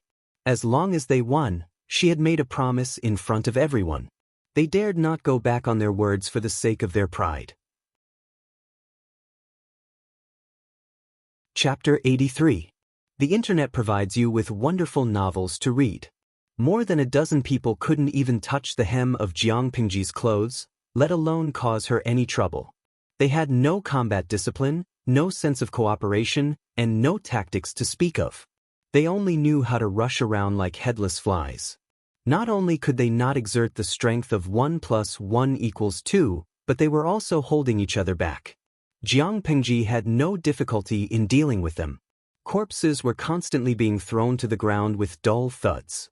Suku opened his eyes slightly and saw Jiang Pingji in a plain brown robe strolling among the crowd. Her movements were simple, but she had the demeanor of a master.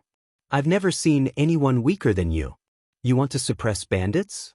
Why don't you go buy an embroidery brush and stay in the house to learn how to do needlework? With this kind of ability, if I take you to suppress bandits, you won't even be enough to kill one person." Jiang Pingji had perfect control of her strength. She didn't injure or cripple them. However, they wouldn't be able to stand up and fight with her for a while. His venomous tongue was unleashed, stomping on wherever it hurt. The men were red in the face, as if living in the world was a waste of food, and committing suicide out of shame would pollute the land. "Look at you. You're all so weak. Your legs are like noodles. You can't even stand straight. You'll fall if you stumble. You'll lie on the ground and wail for a long time. Did you not eat enough during the day? Or did you lose your body on a woman at night? Or did you sleep too much in bed?" Jiang Pingji sarcastically said.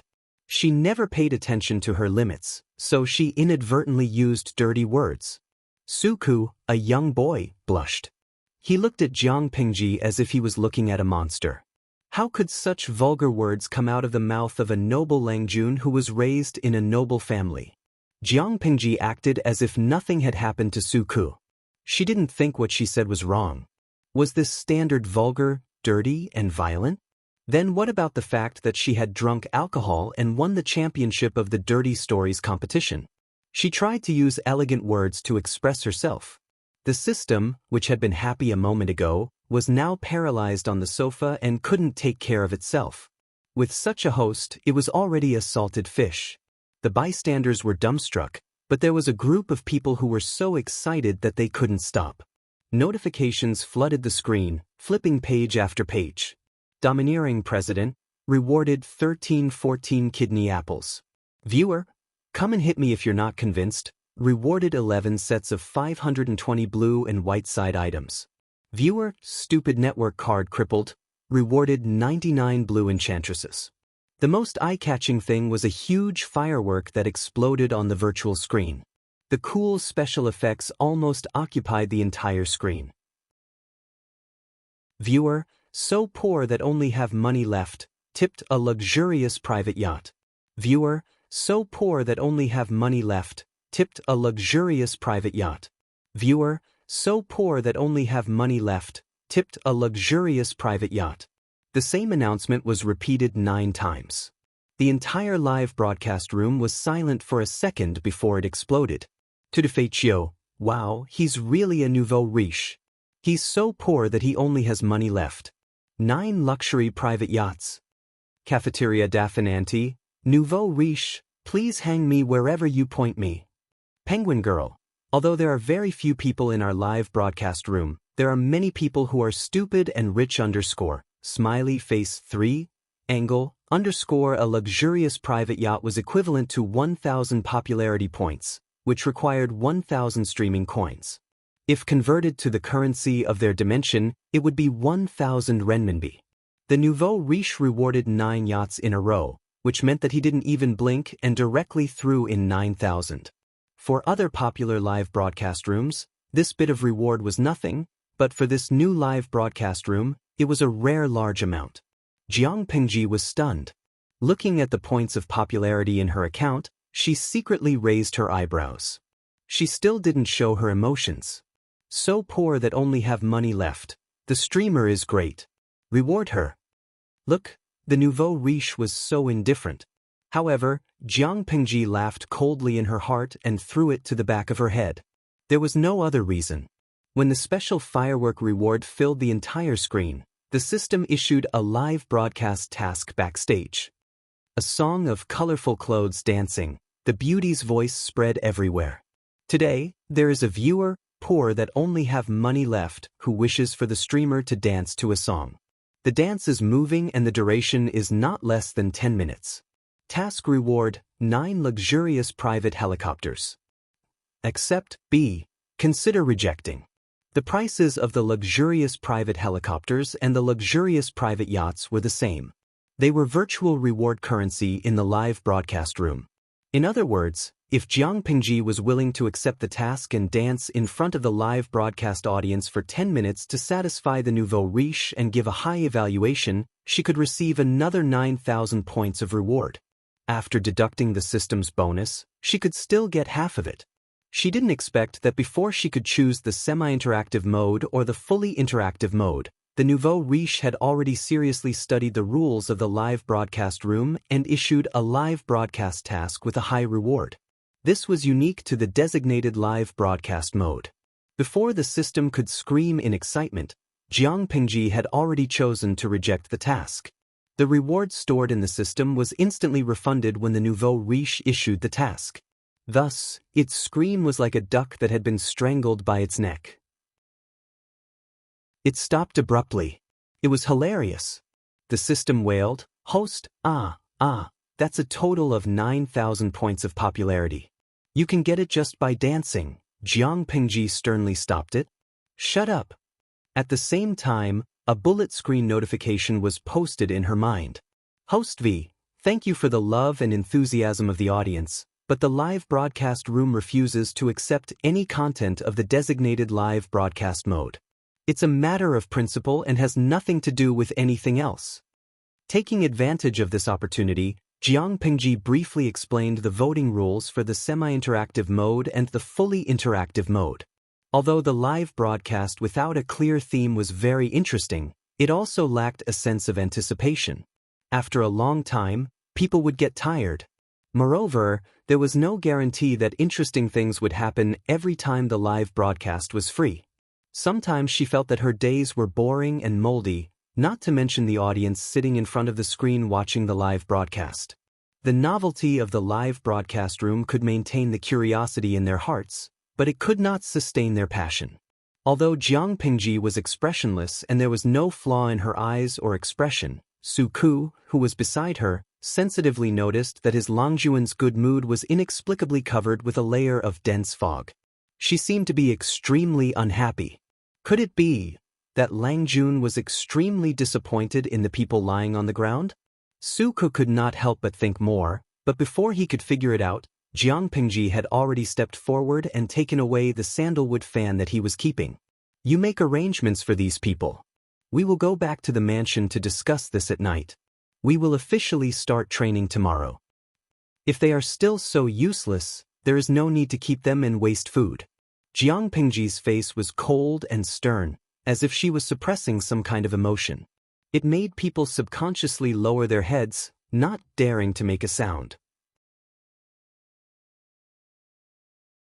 Chapter 84. We provide you with wonderful novels to read. For some unknown reason, Lu Shi trusted and indulged his daughter. Apart from her studies, he rarely interfered with anything else. However, he still wanted to know the details. He was afraid that she would be taken advantage of. Obviously, Lu Shi's worry was unnecessary. How could Jiang Pingji be taken advantage of? Su Ku was a busy man.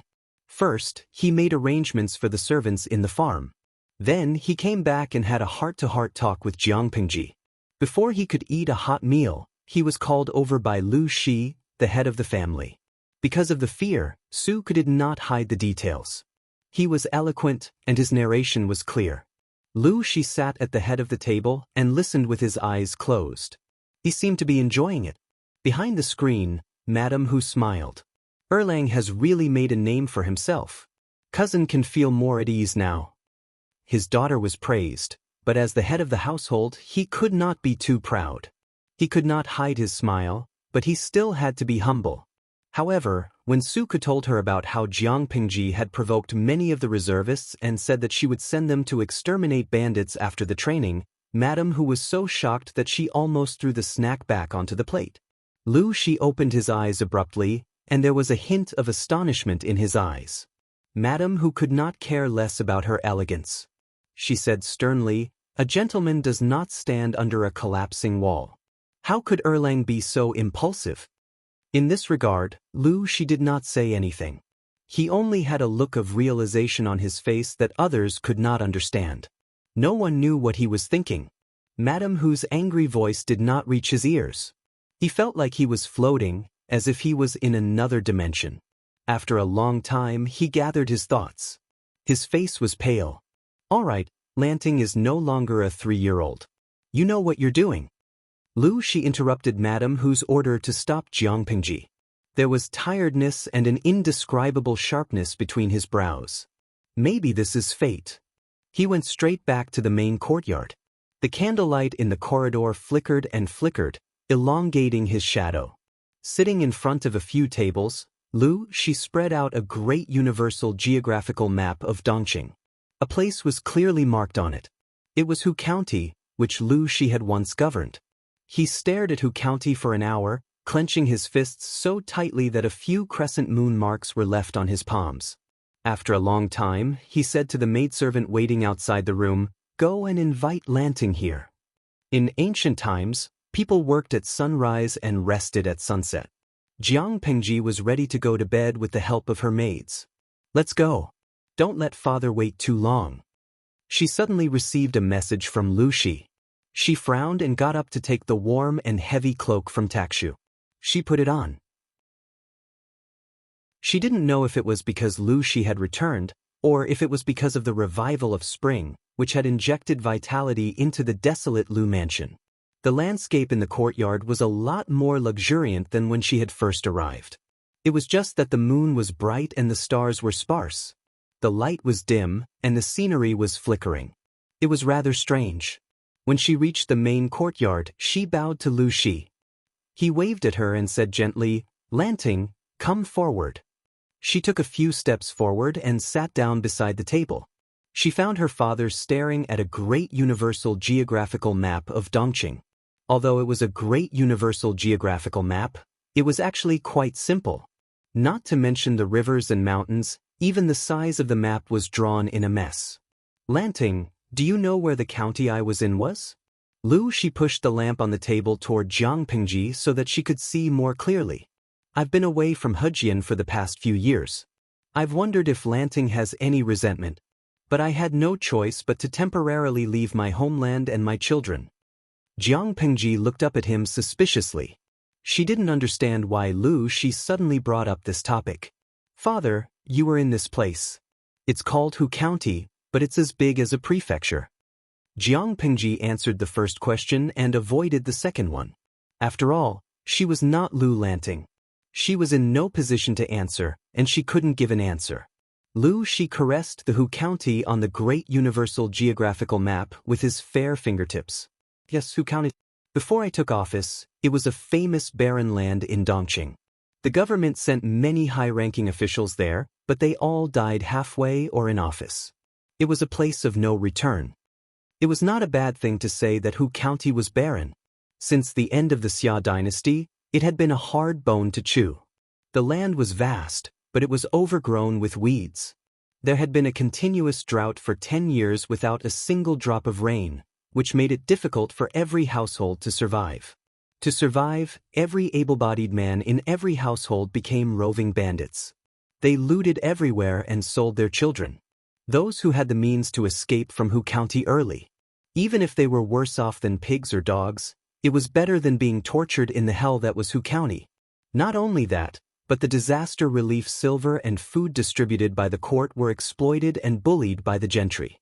When they reached the hands of the people, they were left with rice mixed with 99% soil. It was the same every year. The gentry ran amok, the officials protected each other, and the roving bandits ran rampant. After the fall of the Xia dynasty, Dongqing took over the hard bone. Before Lu Shi, there was no lack of righteous officials who wanted to govern, but there was no exception. They all died. As a result, Lu Shi became the longest-serving county chief in Hu County. He was even worshipped by the local people as a god. "What happened to you, father? Why were you sent to such a dangerous place?" Jiang Pingji frowned. Hu County was notorious. Any young man who knew his place would not go to such a place to be an official. Wasn't that courting death? The Lu family was not considered the top family in Dongqing, but not everyone could look down on them. They should have connections in the bureaucracy. Lu Shi's answer was beyond Jiang Pingji's expectation. "I was willing to go to the edge of death to survive." Willing? He was willing to die? Or could it be that Lu Shi was certain that he would survive in Hu County? No, he was willing to go to the edge of death to survive? Was there really someone who wanted to kill Lu Shi? To others, Hu County is a place where death is certain. But to me, it is a blessed land that contains a sliver of hope. Lu Shi sighed with emotion. In his mind, he was dressed in sackcloth. He was grief-stricken as he hurried on his way with Amin's memorial tablet. At that time, he had lost his son twice. Then, his beloved wife was seriously ill. He was getting weaker day by day. There were all kinds of murderous intents staring at the small Lu residence. He was the only child left in his arms. He was at a loss. When he was at his most depressed, he even wanted to die. But Amin was right. Lanting was still alive. His enemy was still alive. He could not die yet. He only had a glimmer of hope when he went to Hu County. Chapter 85. Jiang Pingji was suspicious of the inexplicable test. She glanced at Lu Shi's face and then closed her eyes.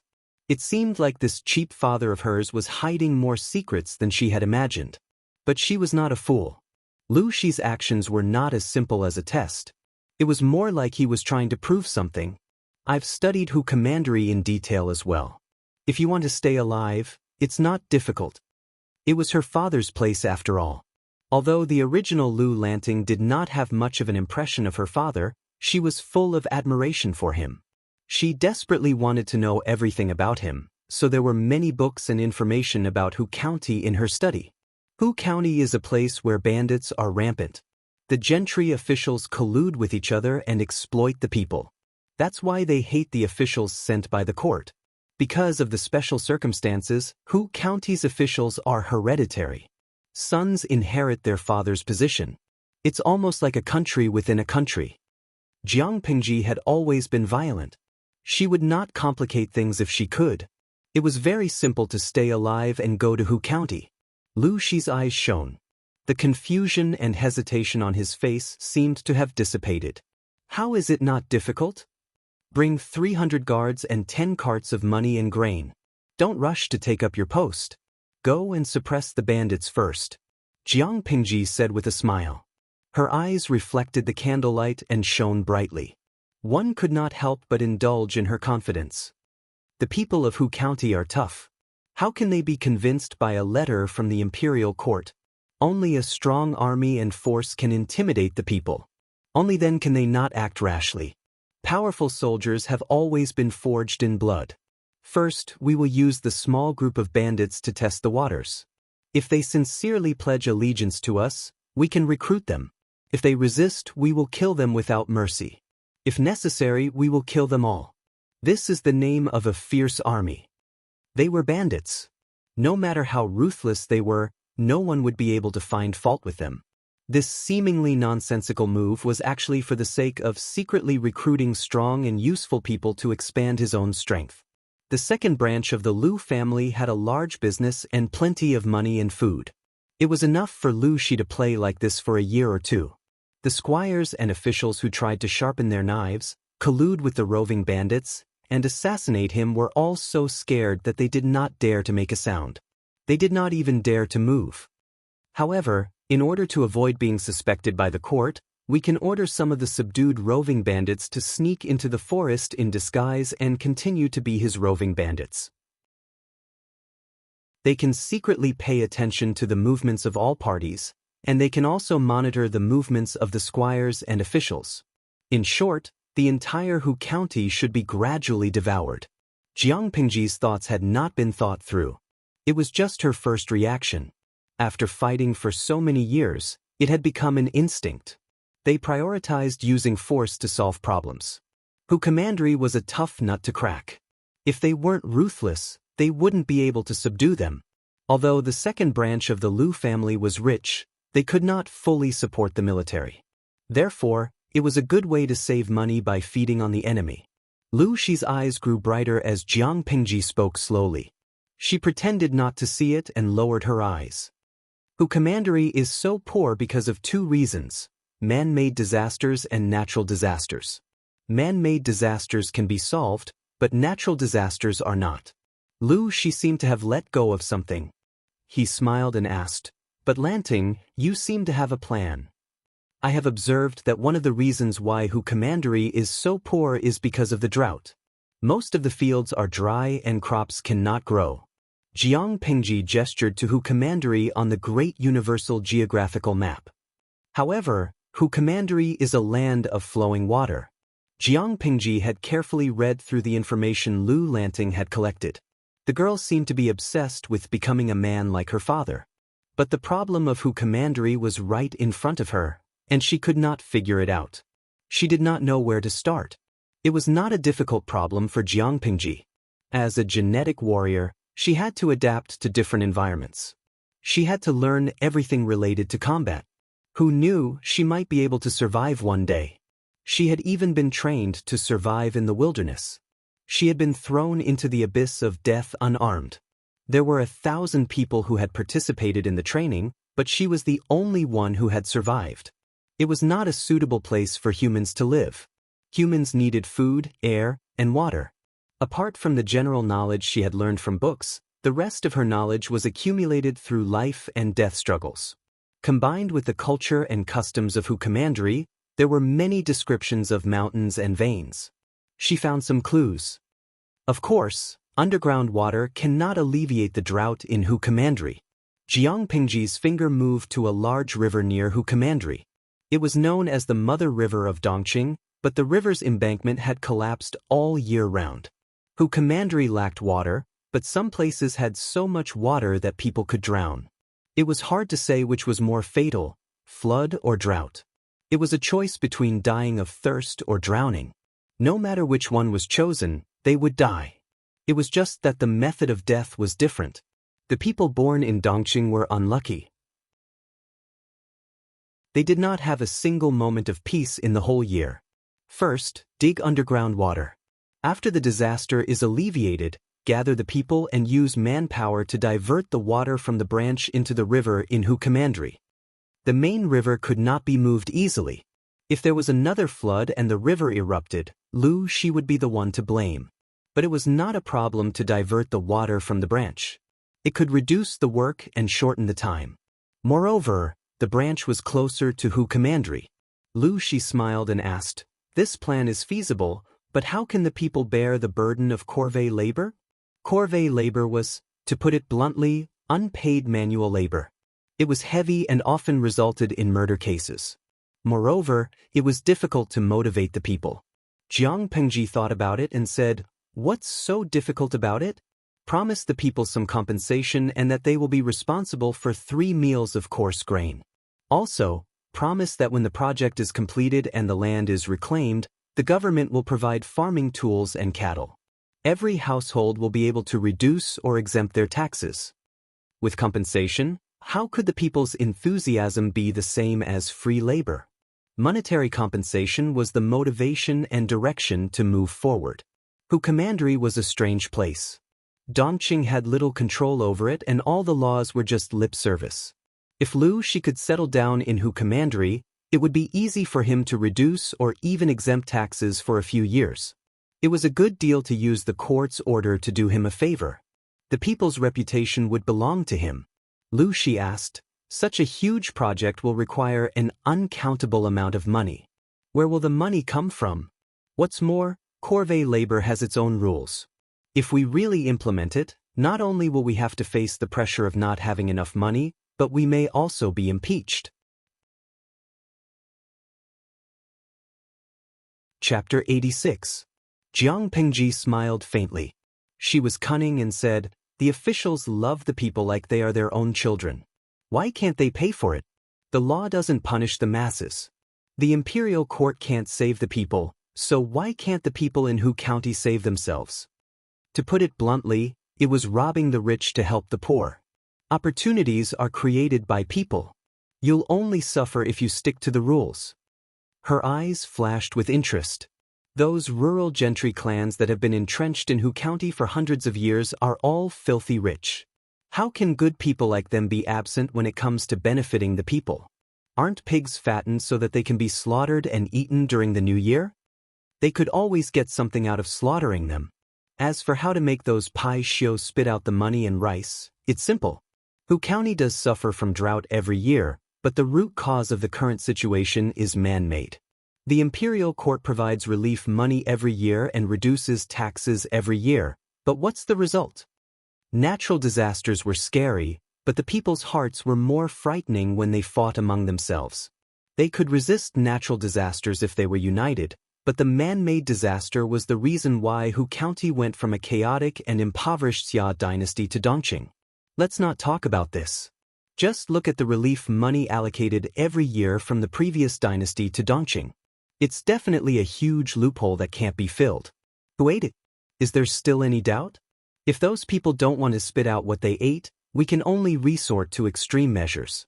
Whether it's falsifying accounts or pretending to be bandits, exterminating the family and confiscating the property, there must be a suitable method.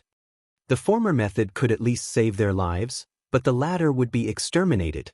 There's nothing in this world that can't be solved with a knife. If there is, I'll do it again.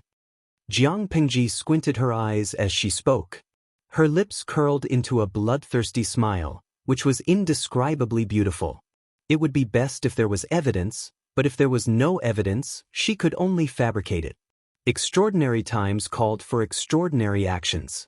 Even a gentleman couldn't rigidly adhere to the rigid rules. If it didn't work, she could publicize it to the people. She didn't have to do anything. The seething resentment would drive people to their deaths. To put it bluntly, if he wanted to govern Hu County well, he couldn't rely on being a gentleman. He wanted to be as much of a hooligan as he could be. If they were evil, he needed to be even more evil than them. If they didn't agree with him, they would start fighting and killing. However, to achieve this, the public must have a high reputation, and they must have a military force that the officials and gentry are afraid of. Otherwise, it will be extremely easy to die on the spot. What Jiang Pingji said was built on the foundation of absolute military force. If Lu Shi wanted to heal Hu County, he would inevitably anger the local tyrants and harm their interests. Men die for wealth and birds die for food. It was extremely normal for him to kill Lu Shi for his own benefit. It's not difficult to stay alive. Establishing a firm foothold and governing Hu County complement each other. Jiang Pingji's mouth was dry after saying so much. She secretly licked her dry lips with her tongue. Her eyes were bright and spirited. What did father do back then? She smiled shyly. Just like my son. In other words, he had used the methods that Lu Lanting had used, but he was not as ruthless and decisive as she was. The methods he had used against the local gentry in Hu County seemed ruthless, and they had even given him the title of King of Hell behind his back. However, compared to Lu Lanting, his methods were tame and kind. No matter how ruthless Lu Shi was, he had at least let the gentry survive. Lu Lanting, on the other hand, had surrounded the residence of the gentry. She had killed every living thing in the residence. Not even a bird or a chicken was spared. Almost all the gentry in Hu County, except for those who had defected early on, had been killed by her. She looked at Jiang Pingji with a complicated expression. Even though she did not look murderous and her eyes were clear, he was sure that she was not joking. Thinking of this, Shi muttered, But Lanting, you've forgotten something very important. Jiang Pingji raised her eyebrows. Her plan had been improvised, so it was normal for it to have loopholes. She had always been conceited, so when she heard that Lu Shi's plan would not work, she became interested. Father, please advise me. Lu Shi did not speak. He wrote 2 words on the table with his index finger. Jiang Pingji's face darkened. He said, "Your plan is feasible, but have you ever thought that you will offend all the gentry clans by doing this? In today's era, insulting the emperor in public was worse than insulting the aristocratic families. The gentry clans were powerful. Jiang Pingji's plan could solve the problem in Hu County, but what should he do next? Put himself in a hostile position with all the gentry clans? What's more, most of the talented people nowadays come from the aristocratic families." Lu Shi stopped here and changed the topic. "It's rare to see a few people from poor families. If we do as you say, have you ever thought about the consequences of being ostracized by them? In today's era, most of the resources were given to the gentry clans. They had a lot of money and knowledge, and the ratio of talents they nurtured was much higher than that of ordinary people.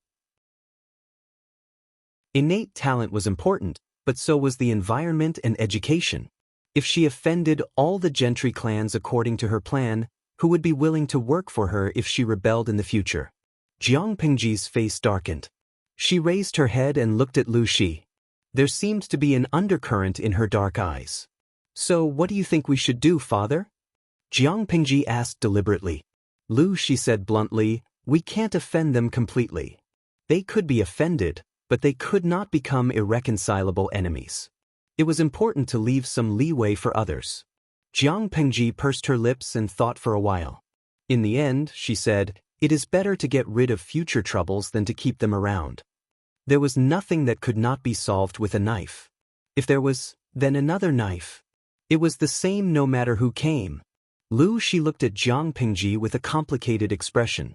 After a long time, he let out a long sigh and said, "Lanting, I don't care what you're thinking or what you're going to do, but you must think twice before you act. Think about yourself and your family." After all, she was the second legitimate son of the Lu family in Hejin. With his reminder, Jiang Pingji reacted and responded, "I understand." Lu Shi did not dare to think about whether or not Jiang Pingji had really listened to him. Chapter 87. Forget it. Let's not talk about such a depressing matter. Lu Shi cut the conversation short. He did not want the father and son to get into an argument over something that did not even exist. Not to mention anything else, but his daughter's answer just now made him extremely satisfied and even proud. Emperor Chen of the Jiang dynasty was not to be underestimated. Lu Shi's expression did not change, but he had been thinking about it. Jiang Pingji secretly frowned and said, "Father is at home now. He should rest well. It's better not to worry too much." "If that's the case, I'll listen to you." Lu Shi smiled and shook his head. "I suddenly feel like eating egg custard." Jiang Pingji said coldly, "I'm not good at cooking."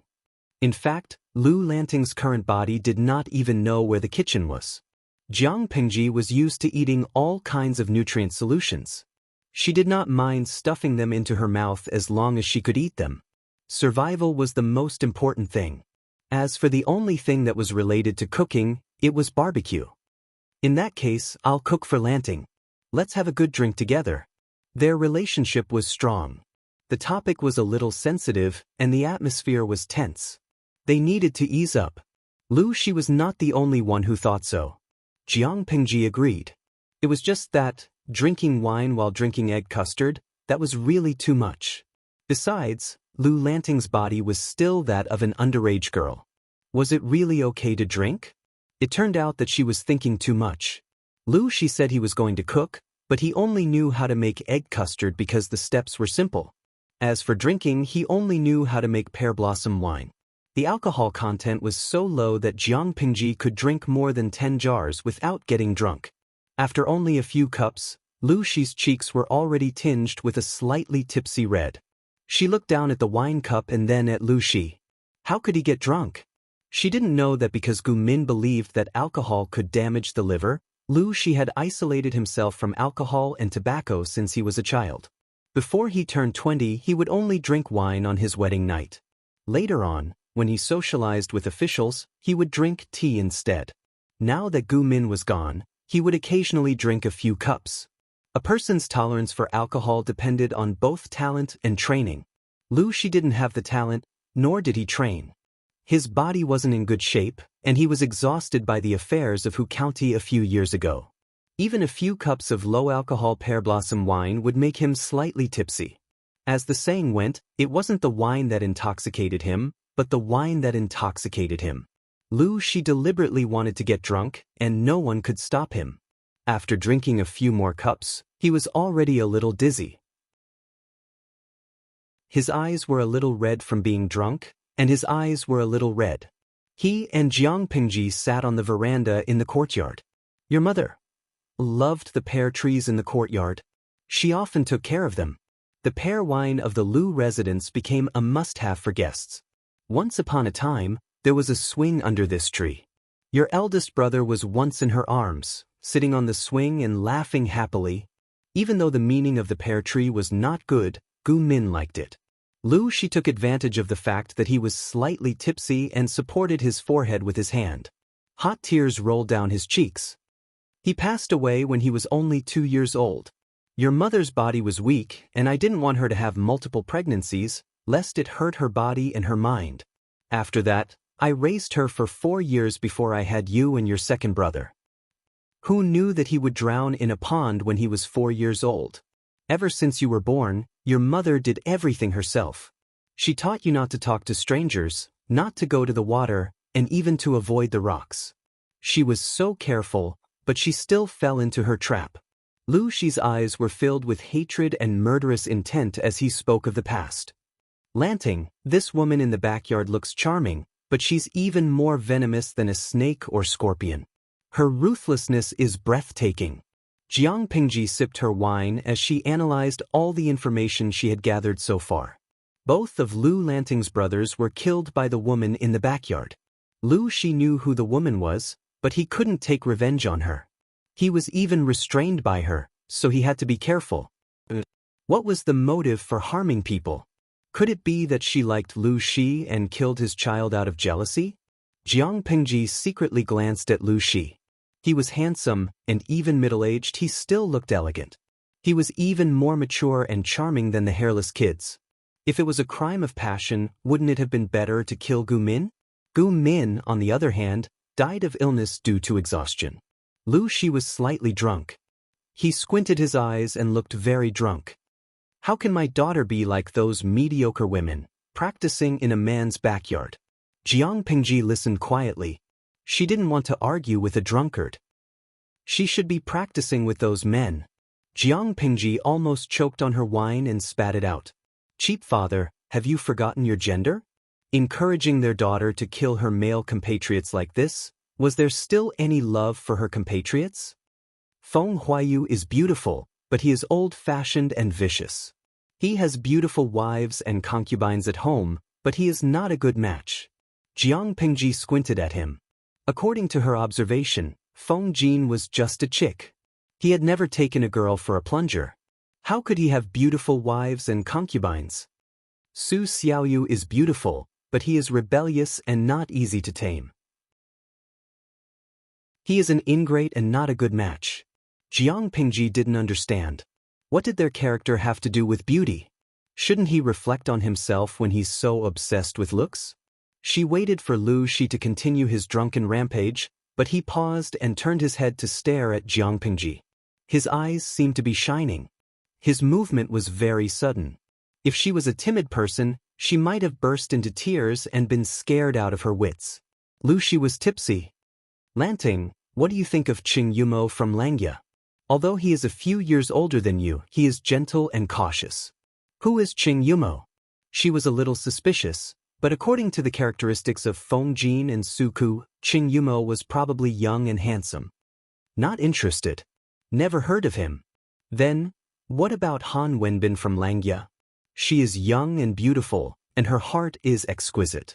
She carries herself with awe-inspiring righteousness. Is this cheap father trying to be a pimp? Thinking about what Lu Shi had said, Jiang Pingji couldn't help but sympathize with the youths who were targeted by him. Lu Shi sighed and said regretfully, "Why doesn't Lanting like it?" Probably because they are not beautiful enough. Although she hadn't seen them before, they were all men. Their looks were definitely not good enough for her. She was obsessed with looks.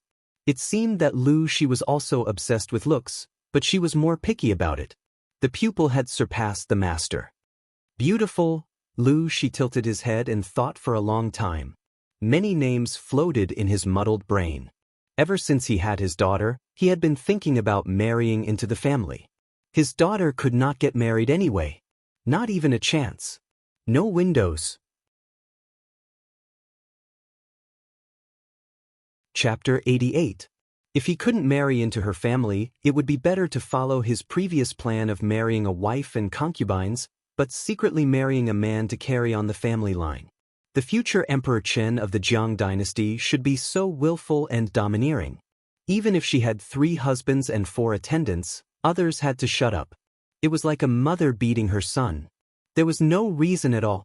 No matter what, she couldn't let those jackals, wolves, tigers, and leopards take advantage of her. Therefore, Lu Shi continued to recommend her with all his might, trying to get her to accept his recommendation. Beautiful? I have a candidate. How about Langya's Wei Zixiao? He was born with a romantic charm and looks like a beautiful woman. He is the immortal Gu Shi. Lu Shi raised his eyebrows at Jiang Pingji. His action seemed frivolous and meaningful, as if all men knew. If it had been someone else who made that gesture and gaze, a perverted expression would have appeared on their faces. However, it was Lu Shi. It had to be said that this was a world where looks mattered the most. When he made that gesture, it had a sense of elegance that made people's hearts sway. Jiang Pingji was embarrassed. She smiled and said, "Why are they all from Langya?" It made all the men in the world, except for those from Langya, look like they were dead. It seemed that her father was really drunk. It is said that Hejian County attracts all the beauties in the world, and Longhuan gathers the literary talents of the human world. Most of the noble ladies in Hejian County are from noble families. They are famous for their beauty and are praised in history books. Langya and Ganning County are full of wise counselors and ministers. They are the places where literary talents gather. Dongqing is the weakest of the 5 countries, but the other 4 countries see it as a thorn in their side. Isn't it because the 3 counties have many talented people? Lu Shi clapped his hands and laughed. Only those outstanding men are worthy of my son's beauty. Didn't Amin say that 2 smart and outstanding people will give birth to even more outstanding offspring? Jiang Pingji smiled and did not say anything. She poured wine and sipped on it. Not long after, Lu Shi, who was sitting on the other side of the table, breathed smoothly and fell asleep. The pear blossoms in the courtyard fell with the night wind, and some naughtily fell into his hair. Sigh, I'm already drunk. Jiang Pingji finished the remaining jars of pear blossom wine and looked at the sky. She got up and gently carried Lu Shi, whose cheeks were red from sleep. Although he was an adult man, his weight was unimaginably light. It was as if his entire body was so thin that only a few bones remained. Lu Shi placed them on the mattress, then covered them with the blanket and tucked in the corners of the blanket. Under the candlelight, the shadows in Lu Shi's eyes were even more pronounced. They are indeed skinny beyond recognition. But what happened back then that caused the Lu residents to become like this? Jiang Pingji was hesitant. She frowned slightly and recalled the hard touch. It seemed that he was so skinny that only bones were left. As he stood up, his gaze fell on a corner of the room. Is it Gu Min's memorial tablet? She paused for a moment and then left Lu Shi's room. She closed the door and made sure that the night wind couldn't get in. She pulled the heavy cloak around her body and chose the shortest path to her courtyard. It was right across the inner garden of the Lu residence. There were lanterns hanging in the corridor. Although the illumination wasn't high, it wasn't enough to cause a fall. She even met a group of guards who were patrolling the night. There were 5 guards in a group. When they saw Jiang Pingji, they all stopped and saluted. Okay. She responded and then returned to her courtyard without looking back. This Lu residence isn't small, but it's hiding a lot of secrets. The water is deep. The corner of Jiang Pingji's lips curled up. In the darkness, there seemed to be a glimmer of light in her dark eyes. The next day, Lu Shi held his swollen and groggy head and lifted the blankets on his body. He sighed in his heart that his body was becoming more and more useless. A few glasses of pear blossom wine could make him faint. He couldn't remember how he had returned to his bedroom from the corridor the night before. He had just gotten up when the maid outside the room, who had heard the noise, asked gently, "Master, are you awake?" "Yes, I'm awake." Lu Shi lay back down and waited for his swollen head to get used to it before he sat up straight. He tidied up his appearance and made sure there was nothing wrong with him before he called for the maid who had been waiting outside the room. He had been married to Gu Min for a few years. It wasn't a long time, but they had been childhood sweethearts. Many of his habits had been influenced by her words and actions since he was a child. For example, for some of the more intimate and physical tasks, he would usually do it himself if he could. The maid entered the room in a line. Lu Shi took the handkerchief with a cold expression and washed his face with warm water. His muddled mind was completely sober. He didn't drink much. After another night, the smell of alcohol on him was almost non-existent. He put on his specially fumigated clothes, and the fragrance lingered around him. Unless it was Jiang Pingji with a sharp nose, no one would be able to tell if he had alcohol on his clothes. Dressed neatly, Lu Shi looked at the sky outside and silently estimated the time. Did Lanting come this morning? He had slept until the afternoon. No wonder his head hurt so much when he woke up. Drinking too much water would make one tired. Second Lang Jun came to pay his respects this morning, but he didn't let us disturb you when he saw you were sleeping soundly. Lu Shi was silent. Some scenes flashed through his mind. His face turned pale, and he held back the urge to touch his forehead. His image as a noble father. Wasn't it all gone now? The maid lowered her head. She didn't dare to look above Lu Shi's chest. She kept a safe distance from him, so she didn't see Lu Shi's conflicted expression. He looked like he was smiling, but he wasn't. He looked like he was crying, but he wasn't. In other families, this kind of personal maid who served the master of the house would most likely be taken in when the mistress was unwell. Even if she didn't have a proper title, her status would definitely be different from that of an ordinary maid. It could be said that she had flown up the branches and turned into a phoenix. But this rule didn't apply to the Lu family. At least, it didn't work on Lu Shi. The elders in the house all knew that. "You can leave. I need some time alone." He really needed some time alone. Being carried by his young daughter like a princess, he felt that his image as a father had collapsed. When the maid left and the door was closed, Lu Shi mumbled to himself in front of his wife's memorial tablet. "Is this, the Qi attack that you mentioned, a mean?" Outside the house, a few maids quietly left. One of them was beautiful and lively. She had been bought into the Lu family for less than half a year, but she was already full of vitality. "Sister Tong, the master has been back for a few days. Why hasn't he gone to the backyard?" The maidservant who was addressed as Sister Tong was an elder in the Lu residence. She was also a first-class maidservant who served Lu Shi. She was only in her early 20s, but she always wore a straight face. She wore no makeup, and she looked gloomy to everyone. The color of her clothes was also dark and gloomy. Chapter 89. We provide you with wonderful novels to read. Master, you're just a maid. You have no right to comment on the affairs of the inner courtyard. Tong Sanyang's face was taut as she coldly sized up the little girl from head to toe, clearly seeing through the little girl's delusions. The maid's face turned pale, but she didn't dare to talk back to Tong Sanyang. Before Lu Shi came back, she had been in charge of all the affairs of the main courtyard. She wasn't a steward, but she was more like a steward. Even the old steward liked Tong Sanyang, saying that she was efficient and capable. The maid whispered timidly, "I'm just worried. I heard that the place where Master came from is a barren land. Caring for Master? That's Madam's business. What does it have to do with you?" Tong Sanyang was just short of direct sarcasm. Her eyes were filled with impatience and disdain. She had thought that the maid was a lively and lovely girl, but she was also an idiot with a big heart. The maid was about to defend herself when Tong Sanyang said bluntly, "I know what you're thinking. Everyone has their own ambitions. You have your own legs. If you want to climb into the master's bed, who can stop you? I'm just giving you a piece of advice. If you don't want to die, give up." With that, Tong Sanyang snorted coldly and left with light steps. She was fast, but not disorderly. Another idiot. Why didn't she use her brain to think about why all the maids in the mansion, regardless of their age, except for the few in the second Longjuan's courtyard, all wore plain makeup and didn't even dare to wear a hairpin? Why were their clothes made of good material, but not bright colors? Did she really think that the Lu family was like other rich men who would lose their minds after being teased by a woman? As she thought about it, Tong Sanyang couldn't help but recall a scene from many years ago. Even after so many years, those memories hadn't faded. She remembered the scene where the second Langjun had ordered his servants to be beaten to death. It was a different scene with a different protagonist, but it was all the same bloody scene.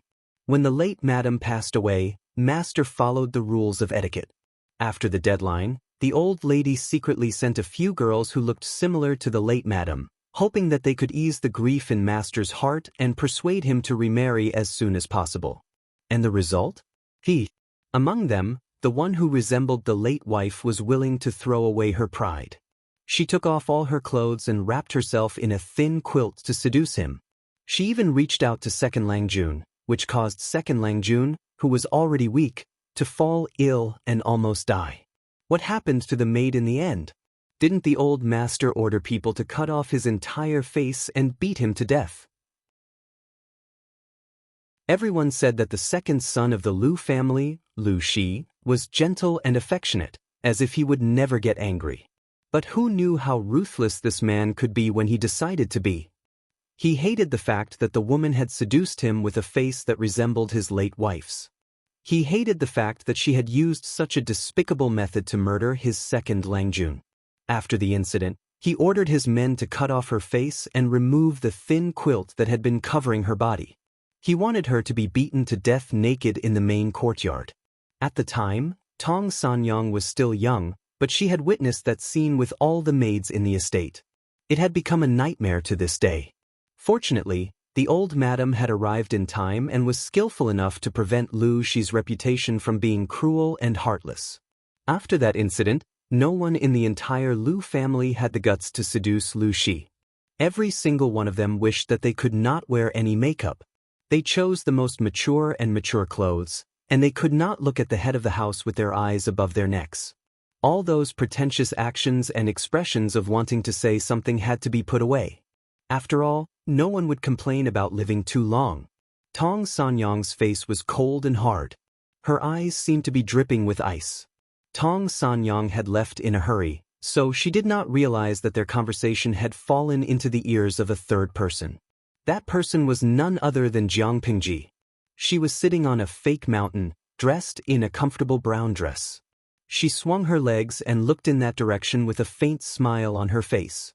She had originally wanted to find a quiet place to meditate and try to pick up where she had left off. Perhaps it was because of the rich experience from her previous life, but Jiang Pingji meditated for the first time in her life. She quickly got on the right track. A wisp of ethereal mental strength surrounded her body and greatly enhanced her five senses. She entered a mysterious state of spiritual emptiness. Although the previous fusion of martial strength was a bit of a cheat, the benefits were not limited to a little increase in martial strength. Not only did her martial strength recover a little, but her mental strength also recovered a lot. She had barely reached the baseline of mental training. The scientific name for mental training was meditation and meditation. It was a training method that the Federation had developed after they entered the interstellar era. When one's mental strength reached a certain level, it could trigger a qualitative change in the body's genes and further strengthen the body. Jiang Pingji did not expect to hear the conversation between Tong Sanyang and the little servant girl. The content of the conversation made her not know whether to laugh or cry. Lu Shi was indeed very young in her era, but in this era he was old enough to be a grandfather. Yes, If Lu Lanting's eldest brother had not died young, he would have been old enough to find a wife and have children. In other words, she was already half a step into the grandfather's generation. Jiang Pingji watched Tong Sanyang's silhouette as she left. She saw the angry expression on the little servant girl's face. Jiang Pingji's lips curled into a faint smile. No matter the era, power is the most attractive thing a man has. Jumping off the fake mountain, Jiang Pingji went straight to her courtyard. She was greeted by Takshu's indignant face. Lang Jun, why did you go out in this outfit? Takshu was holding a pine green leather cloak in her arms. It was embroidered with delicate cloud patterns and pine leaves. Seeing that the missing Jiang Pingji had returned, she quickly went forward to put it on her. This is not what you should wear. Jiang Pingji did not mind. Clothes are made for people to wear. Why should I wear them? Takshu did not raise her head. This is not suitable for Lang Jun. Jiang Pingji did not refute. Instead, she obediently put on the clothes that Takshu handed to her. Even though the clothes covered her tightly and the cloak on the outside was spacious and the sleeves fluttered when the wind blew, it still could not hide the fact that there was wind underneath. Once again, she began to miss the second ruler in her previous life. Why couldn't Takshu prepare clothes for her that were not open? Her mother, a time traveler, had been in this world for so many years. Couldn't she lead the fashion and recommend clothes for others? Jiang Pingji remained expressionless. She changed into the clothes that Takshu thought suited her status. The wide sleeves made it easy for her to go for a walk. After confirming that there were no problems, she let the system open the streaming room. In less than 2 seconds, the screen was filled with bullet screens that blinded her. Zhuangshuiguan, damn, I finally made it in. It's so hard to get a seat in this streaming room. Qiangqiang dong dong, same to the previous post. It took me more than 2 hours to get a seat and see the legendary streamer.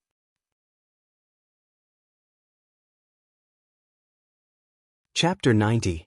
Fatty Big C, bro, it's good enough to get it. Can you imagine 8 people in a dorm watching the stream together? Paydaxing. Speaking of which, the host streaming room is too strange. There's a limit of 3,000 people. There are too many monks and not enough porridge.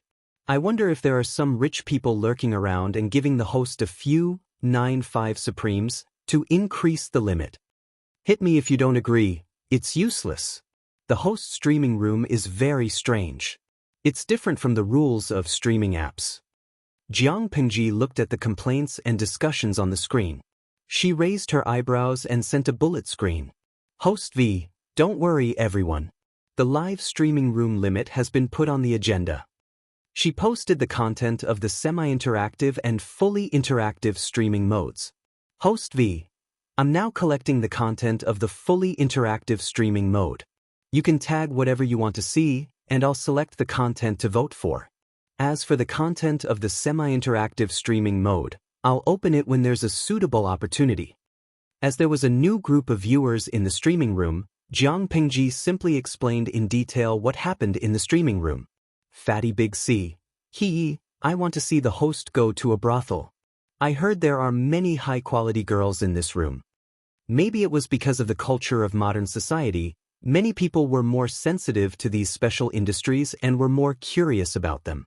Fatty Big C started the discussion, and the screen was filled with comments about visiting a brothel and looking at girls. Paydaxing, that's not right. I heard the host is a girl. Are you guys crazy to let a girl go to a brothel in ancient times? There are all sorts of people there. If the host gets bullied, will you take responsibility? What a bunch of troublemakers. There were some who wanted to cause trouble, and there were also some righteous young men. Apart from Paydaxing, there was also a small group of viewers who supported him. After all, women in ancient times were very particular about their reputation. If an unmarried girl went to a brothel, even if nothing happened, her reputation would be ruined. Jiang Pingji quietly watched the fun and didn't get involved. However, she also wanted to go. After all, there were many beautiful girls. Lu Shi's father probably wouldn't want to see his daughter go to a brothel. She silently looked at the bullet screen for a while, then turned her head and said to Takshu with her usual expression, "Go get Suku here." Xuanmei's eyes lit up when she heard Su Ke's name. She looked at Jiang Pengji with yearning. Takshu was initially reluctant. She did not have a good impression of Su Ke. However, when she saw Sun Mei's reaction, she frowned and immediately accepted the task. The place where Su Ke lived was not far from Jiang Pengji's courtyard. Takshu was efficient. She quickly brought him over. "Let's go," Jiang Pengji said to Su Ke. It was the first official training for the servants. She felt that it would be better for her to be there to hold the fort. Su Ke's small stature was not threatening at all. It was different from the day before. Other than Jiang Pengji's horse carriage, there were 2 bullock carts with heavy loads following behind. Seeing this, Su Ke could not help but ask suspiciously, "Leng Jun, what are you doing?" Jiang Pengji gave a simple explanation. "Since we're going to train, we can't lack the necessary items. These are prepared for their training. I also asked the sewing room to make a lot of sandbags, but the cloth is rough and normal sand will seep out easily, so I chose dry clay." Su Ke tilted his head and thought about the pattern Jiang Pengji had drawn. He thought about the large amount of wood she had bought the day before. "The wood you bought yesterday was also for the training?" Jiang Pengji did not hide it. "Yes. It's just that those items are more delicate. The carpenter said it would take 10 days to half a month to produce the finished products. It's still a problem if they can't be used. If they can't be used, we need to find more suitable wood or substitutes." Su Ke recalled the strange pattern he had seen. He was a little confused. "I heard that the Lu's woodworking workshop is one of the best in Hejian County. The craftsmen there are also skilled and experienced. I wonder what it is that even they have to spend so much effort on?" Jiang Pengji tilted her head and looked at him. She said strangely, "Have you ever seen a servant patrolling the courtyard empty-handed? Since the carpenters were rushing to make them, they were naturally weapons that were more convenient to use." Su Ke's face changed. "Privately made weapons? Of course not. It's just a crossbow that I improved. It can be used for hunting. Your previous words have reminded me that not everyone has the strength to draw a heavy bow.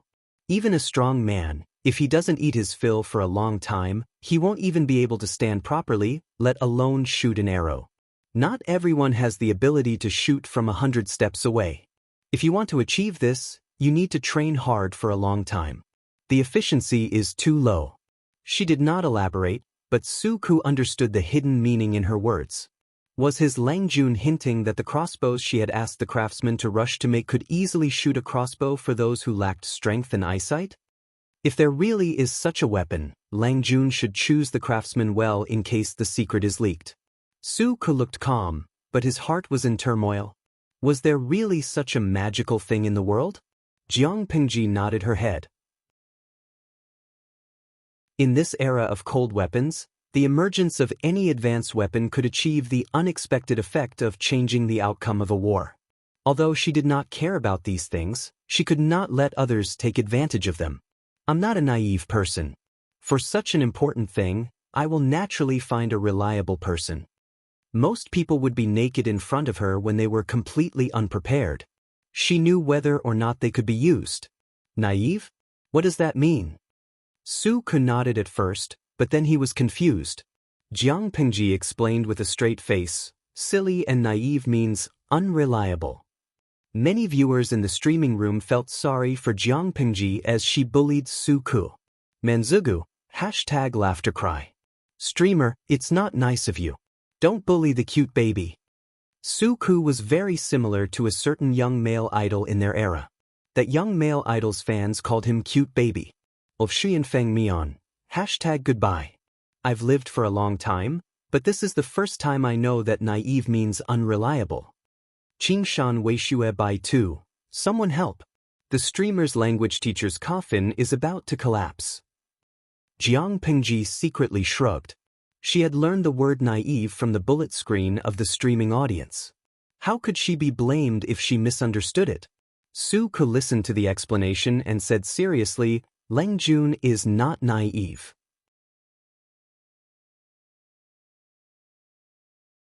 Chapter 91.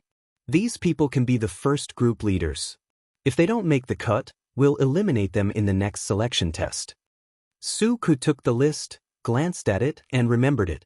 Lang Jun, are you really going to lead them to kill the bandits after the training? Jiang Pingji raised her eyebrows, and her eyes were sharp. Of course. Do you think I'm joking? Suke shook his head. He had seen Jiang Pingji's methods, so he didn't think she was the kind of person who would joke. I don't mean that. It's just that most of the bandits around Hejian County are hiding in the deep mountains, and it's hard to find them. If we get entangled with them, I'm afraid we'll be at a disadvantage. Although he didn't say it directly, Suke wasn't optimistic about it. Let's not talk about that. Those bandits are all desperados. They have nothing to worry about, so they're naturally cruel and bloodthirsty. But those servants don't have the heart to die. It was said that the unreasonable were afraid of the reckless. A group of servants who had no experience in killing had little chance of winning against the bloodthirsty bandits. There's always a first time for everything. What's so scary about killing? Jiang Pingji glanced at Suku. Although he was young and skinny, he had chopped people to death with a hatchet. Since she said so, it was obvious how determined she was. Suku wouldn't ask for a rebuff and continued to persuade her. The training process and specific programs were written in detail in the booklet. They were all basic physical training, so it wasn't difficult to do. Suku gathered everyone together. First, he picked out a few corporals, and then he divided the rest of the servants into groups. The whole process was quiet. The group of people were as obedient as little chicks, waiting for their mother hen to assign tasks. Surprisingly, no one dared to make a sound and cause trouble. What a joke! Did they dare to make a sound? Yesterday, the fiend who single-handedly defeated more than 10 of them was staring at them from the side. Who would want to live too long? Thinking about the scene from the day before, the places where Jiang Pingji beat them still hurt. Because the training environment was too simple, the training programs were naturally not fancy, so basic physical training programs were very common. Of Shui In Feng Mian, it feels like an ancient military training? Patrick Starr. This is much more difficult than military training. When I was in school, military training was either running or walking in a square formation. It was actually quite easy. As for these people, after a period of training, they would be sent to suppress bandits. If they were not careful, they would lose their lives. Fatty Big C, I just finished military training a month ago. It's much easier than them. Full mouth of dog food. But is this training useful? Why did it feel so unreliable? Tudufeichio, it can't be like that. How can the host be so unreliable? How could Jiang Pingji not have considered these things that even the livestream viewers knew? Pure physical training could only make these servants stronger and stronger, but it was not enough to fight the bandits to the death with just this. After all, they were the embryonic form of an orderly troop, not a pile of loose sand that fought on their own. They didn't need powerful individual combat abilities, but they needed to learn how to cooperate in small groups. Running 10,000 meters 3 times a day doesn't mean that you can finish it with all your might. This method is the dumbest. You will run out of energy one by one, and when you reach the finish line, you will be too tired to get up. Let's say you are a speedy troop that received orders to support a battlefield. If you follow this method, even if you arrive in time, you will be a tired troop with no combat ability. Jiang Pingji watched these people run around several ridges for the time it took to burn a stick of incense. Even though they were panting from exhaustion and their legs felt like they were filled with lead, none of them completed the task. She frowned under the sun, and Suku was afraid that she would be angry. Although he knew that Jiang Pingji's words made sense, Suku felt that her standards were too high. He tried to persuade her, Langjun, don't be angry. After all, these people are training for the first time. They will not be used to it. If we give them some time, I think, Xiaoyu, this has nothing to do with whether they are used to it or not. I know what you want to say. They are all bought by the broker house, so their physical condition is not as good as those strong men who have been farming for a long time. Because they don't eat much rice, their strength is not as good as others, so it is reasonable that they can't finish the prescribed distance. But I want to say that this is not correct, because they don't know how to run. It would be strange if they could last 10,000 meters if they sped up from the beginning. Jiang Pingji tried to explain in words that everyone could understand. Long-distance running not only tests physical strength and endurance, but also other things. Blindly running will only waste the body's energy. The best situation is to maintain a uniform speed and use it reasonably. Not only that, but they also have to learn how to maintain a reasonable breathing rhythm while running. That kind of rapid breathing will make people more tired. And the range of running, like that person who wanted to swing his arm to the sky, is ridiculously wrong. More importantly, the running posture was too eye-catching. This was the most basic physical training. There would be all kinds of weight-bearing events in the future, and it would be even more tiring. Looking at these guys, there was only one word in Jiang Pingji's mind: chicken. Thinking back, even when she was selected to be trained in a low-level military school when she was still a turnip, the training intensity was more than 10 times higher than these people. She steadily withstood it. These men were all like soft-footed shrimps. They couldn't even compete with her when she was 5 or 6 years old. Chicken. If you don't train well now, you will have no bones left in the future. Jiang Pingji sneered and concluded. Su Ku, who was beside her, was as silent as a chicken, and he did not try to persuade her. He understood that Jiang Pingji did not use the standard of a normal servant to ask these people, but the standard of a tiger, wolf, and bear soldier. As the saying goes, speed is the most important thing in war. For an army, they could easily travel hundreds of miles in a day. It was okay to rush to help or to launch a surprise attack. If they were in such a state, they would not be able to arrive in time even if they risked their lives. When the time came, the people and horses would be exhausted, and they would be ambushed by the enemy who was waiting for them. Of course, this once again proved how ambitious his Lang Jun was. She really wanted to cause trouble. One by one, get up, lying on the ground and panting like dogs. Don't you think it's ugly? Jiang Pengji looked at them disdainfully and chased them up from the ground like she was chasing ducks. Her movements were not gentle at all. Looking at these people getting up in 2s and 3s, although their faces were ugly, they were not at their limit. She was slightly satisfied. When they are done with their training, I will buy some younger ones. The old will guide the new. That way, your task will be lighter.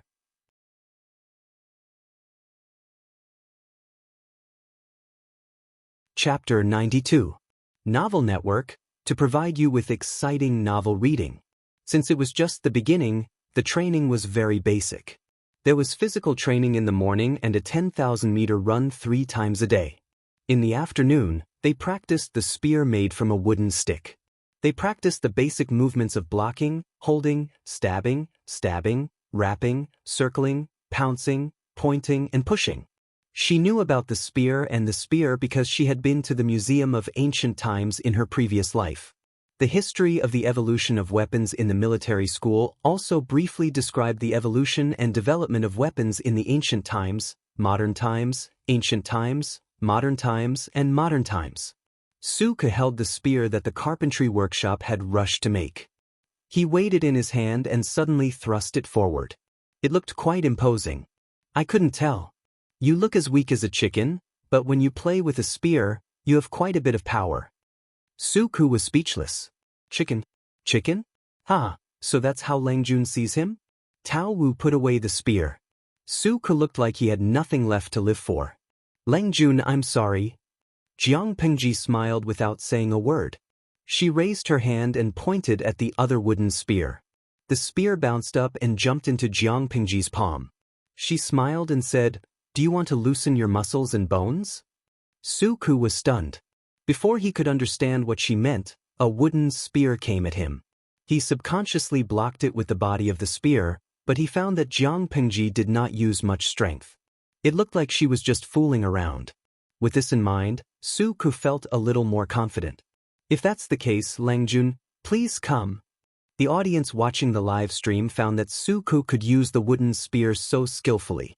His moves were simple and clean, which greatly overturned the impression of a weak scholar they had in their minds. That skill, that posture. How did he look like a weak chicken? In fact, the 6 arts of a gentleman included etiquette, music, archery, imperial carriage, calligraphy, and mathematics. Many scholars could pick up a pen and write poems, ride a horse and play with a spear and shoot arrows, and more or less had some martial arts. Even though most of them were just for show, they looked good but were useless. However, it didn't matter if he was just for show or not. For Jiang Pingji, it didn't make much of a difference. They fought for the time it took to burn a stick of incense. Su Ke's legs were weak, his eyes were dizzy, his arms were swollen, his palms were bleeding from the rough wooden spear, and his whole body was drenched in sweat. But Jiang Pingji still looked like nothing had happened. Even her breathing was not irregular, and her forehead was dry. Young people still need to train. His arms are as soft as noodles. This won't do. She smiled and stabbed the wooden spear into the ground. Like a knife cutting through tofu, half of the spear entered the ground. I'm not talented, but Lang Jun is brave. Su Ke cupped his hands and smiled bitterly. He was better at using his brain, and this kind of activity almost made him sprain his waist. As for Jiang Pingji's teasing, he just ignored it and didn't take it to heart. You're still young, so you need to train more. I'm weak and have a lot of problems. I can't stay idle. If you follow me, you really have to train hard. Otherwise, I'm afraid you'll get tired. Jiang Pingji smiled and encouraged him. Literature can bring peace to the world, and martial arts can bring peace to the world. Just thinking about it makes my blood boil. Xiaoyu, if you're willing, you can train with these people. She could see that Su Ke did have some skills. Wouldn't it be a pity to waste them? I was young and ignorant. I was a ranger for a period of time. Later, I met my teacher and was enlightened. That's why I became obsessed with the sage's books. Every man had the dream of being a great hero. He would help the weak and rob from the rich to help the poor. Su Ke was no exception. He had a period of chunibyu, but in the end, he put down his sword and picked up his brush to study quietly. He wanted to be a good son who could make his mother feel at ease. It was a pity that his mother died young before she could enjoy her son's filial piety for a few years. Jiang Pingji tilted her head and complained, "Young and ignorant? You make it sound like you're very mature now." Su Ke was speechless. On the other side, a friend who was watching the live stream gave Su Ke an emoji. Cafeteria Daffin Auntie, young Su Ke, Lang Jun, I'm telling you, you'll lose your baby if you keep this up. Jiang Pingji glanced at it and said to Su Ke with a smile. Were you thinking that if I continued to tease you, you'd throw a tantrum? Su Ke blushed and said awkwardly, Lang Jun, please don't joke around. Jiang Pingji said to him seriously, actually, you can throw a tantrum. I can tolerate it. A little temper makes you cuter. In her eyes, Su Ke was a teenager who threw a tantrum. It was fine for him to be stubborn once in a while. Su Ke was silent.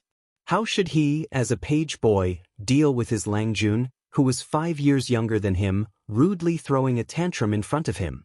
Hurry! I'm waiting online. Reality proved that a rabbit would bite when it was anxious, and Su Ke would choke when he was anxious. Lang Jun, you should save your sweet words for the girls in Lang Lang Alley. After saying that, Su Ke cupped his hands and bowed, then flicked his sleeves and left. He could not vent his anger on Jiang Pingji, but it was not a problem for him to torment the servants. The more he understood, the more he felt that the image of the noble son in his mind was crumbling. Of course, it would not take long for him to realize that it was not the noble son who crumbled, but his weird Lang Jun.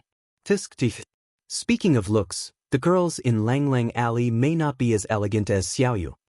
Jiang Pingji lowered her voice to make sure that Su Ke, who was swinging his sleeves, could hear her. Then, Jiang Pingji saw him stumble and miss his footing. He rolled down the ridge of the field. The audience in the streaming room felt sorry for Su Ke when he couldn't help teasing her.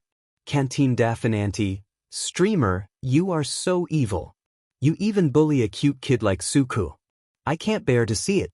She's so adorable, so beautiful, how could you be so cruel to her? I really wanted to rush out of the screen and hug him. Badeo Zhangzi, I've never seen such an evil streamer. Look, you scared him. Sakyu too, people in ancient times are very serious. If you do that, he may hate you. Be careful, he might become evil. Shiyan, haha, I'm looking forward to Su Ke's evil appearance. Then, he will fall in love with the heartless streamer. Jiang Pengji ignored the teasing comments on the screen. She walked to the ridge of the field, squatted down, and carried Su Ku, who was lying on the ground, on her back. Su Ku was shocked by her actions again. His body was obviously stiff and his muscles were tense. "You're so careless even when you're walking." Fortunately, the ridge is low and has been carefully cleaned by the tenant farmers. There aren't any big rocks. Otherwise, you might have broken a leg and disfigured yourself. Jiang Pengji was carrying him on her back, but her steps were light and vigorous. Su Ku finally recovered from the shock. He did not know where to put his hands, and his face was full of embarrassment. Hearing Jiang Pengji's accusation, Su Ku felt a sense of helplessness.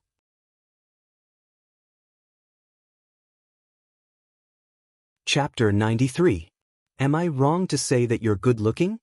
Jiang Pengji raised her eyebrows and said matter-of-factly, "It's something to be proud of if you're good-looking. It means that your appearance is much better than the average person." Love go, small talk, netku, Su Ku could neither swallow nor spit it out. His originally pale face turned purple from the suffocation. That wasn't a compliment. She was flirting with him. "I'll take you to Lang Lang Alley when I'm free. I don't want you to say that I'm flirting with you." She was always wrong. Su Ku was speechless. Jiang Pengji continued, "But with your looks, I don't know if you're playing with them or if they're playing with you." Su Ku was speechless. Could she stop talking about Lang Lang Alley? She was going to be traumatized. Cafeteria Daffinanti, then it must be those coquettish bitches playing with Su Ku. You'll be at a disadvantage if you go there. Even though the viewers in the streaming room were a bit weird, they had a normal aesthetic sense. They all felt that Su Ku would be at a disadvantage if he went to Lang Lang Alley. Thinking of the innocent young Su Ku falling into a group of coquettish cheese and being tossed and turned by them, he started to cry pitifully. At that moment, howls and howls could be heard from all directions in the livestream room. "Xian, has the streamer decided to go to a brothel? You have to let me know when you're going to stream." Jiang Pengji promised, but she never expected that she would go to Lang Lang Alley under such circumstances. "Love go, small talk netku, I just sprained my ankle. I'll be fine after a few days of rest and some medicine." Jiang Pengji was not a doctor, but she was constantly injured, both internally and externally. After a long period of time, she could be considered a doctor. Moreover, there were compulsory courses in the military school for first aid. Jiang Pengji had learned some, so it was not a problem for her to deal with such minor injuries. "Lang Jun, you know medicine?"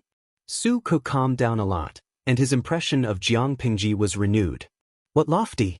What great talent! What wise lord! They were all the result of his blind judgment. She hated herself for being blind at that time. Why did she feel that this Lang Jun in front of her was a wise ruler? Jiang Pengji lied without blinking.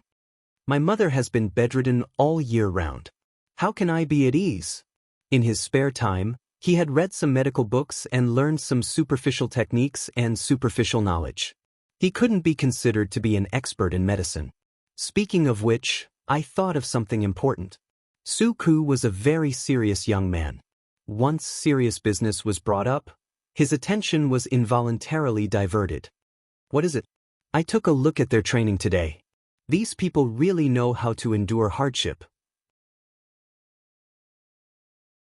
They didn't cut corners during training, nor did they play tricks. It's just that I used too much force. If I don't take a good rest, I'm afraid I won't even be able to get up tomorrow, let alone train." Jiang Pengji could not help but think of her first days in a low-level military school in her previous life. It was tiring but fulfilling. After training, she had a special muscle-soothing nutrient solution, which was good for relieving fatigue and maintaining her training condition. However, the medical technology in this era was so backward that she couldn't count on nutrient solutions. She couldn't even use them herself, so she could only use another method instead. Moreover, it had to be more in line with this era and not too scary. Su Ku thought back to those people's training. After a day of torment, they were really exhausted. When they had a big pot to eat, they were like hungry wolves. They fought for food faster than anyone else, as if they were afraid that they would not have enough to eat. Training consumed a lot of energy. Lang Jun, do you have a way to deal with it? Jiang Pingji said, Of course I do. I'll go back and draw a picture for you. Just follow it. The method she was talking about was the most basic massage. Almost all the students in the military school knew the basic techniques.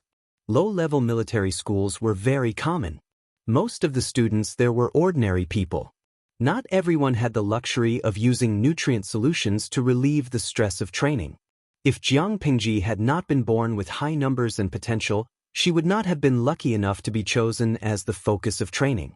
Of course, if she wanted to maximize the benefits, it was best to condense her mental strength on her fingertips to stimulate the activity of the muscles. However, mental strength was a mysterious thing. If she said it out loud, people might mistake it as nonsense. Jiang Pingji spent some time to draw a few simple pictures. She added some words to make sure that Suko could understand. Suko took the pictures and looked at them. His expression softened a little. He said, Lang Jun, thank you. It seemed that Lang Jun was quite reliable. While Jiang Pingji was drawing, there were also some viewers who were more careful. They used their phones or computers to record and take pictures. They wanted to try it out after taking a shower at night to see how it worked. Because of Jiang Pingji's arrangement, Suko lived in the farm during the early stages of training. He did not have to go back to the loos at night. If he needed to borrow any books, he could go back. All in all, except for the occasional unreliability of Lang Jun, the loos were treated very well. Suko tried to use his strength and found that his sprained foot did not hurt anymore. He stood up and sent her back. Before leaving, Jiang Pingji suddenly stopped and looked at Suko. Her gaze made Suko break out in cold sweat. Lang Jun? Remember one thing. You are now my servant, Jiang Pingji said with an inexplicable meaning. Jiang Pingji said with an inexplicable meaning, I'll let it go for today. From tomorrow onwards, remember this well. Suko's eyes were filled with suspicion. Then he suddenly understood and his face turned pale. Don't be so afraid. If you have anything to say, just tell him directly. He won't not understand. Jiang Pingji curled her lips, slapped the sandalwood fan in her hand, and closed it with a swoosh. That night, Suko smiled bitterly at the brush and ink on the long table. After thinking for a while, he picked up the brush and put it on the bamboo paper. As the servant of the second Lang Jun of the loos, he received a fixed amount of brush, ink, and bamboo paper, in addition to the money he received every month. When the gods fight, the mortals suffer. It's not a good thing to be between the father and the son. But Lang Jun is right. Instead of suffering from both sides, it was better to stand firmly on one side. After Suko finished writing, he put the bamboo paper on the candle to warm it. When the ink was dry, he rolled it into a roll and walked to the porch. He waved at the sky. Not long after, a snow-white pigeon fluttered its wings and landed on his arm. It had a small bamboo tube tied to its claw. It was a messenger pigeon from Zhongzhou in the hinterland of the Central Plains to Dongqing. After a few years of development, in Dongqing, as long as the family was wealthy, they would raise and train a few pigeons to send messages. Coo-coo, Lu, she heard the pigeons cry. He got up and picked up the pigeon. He took out the bamboo paper and read it quickly. After a long time, he could not help but laugh.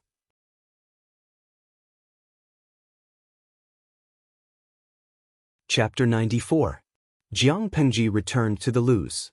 As soon as she stepped through the gate, the system beeped and a mission letter popped up.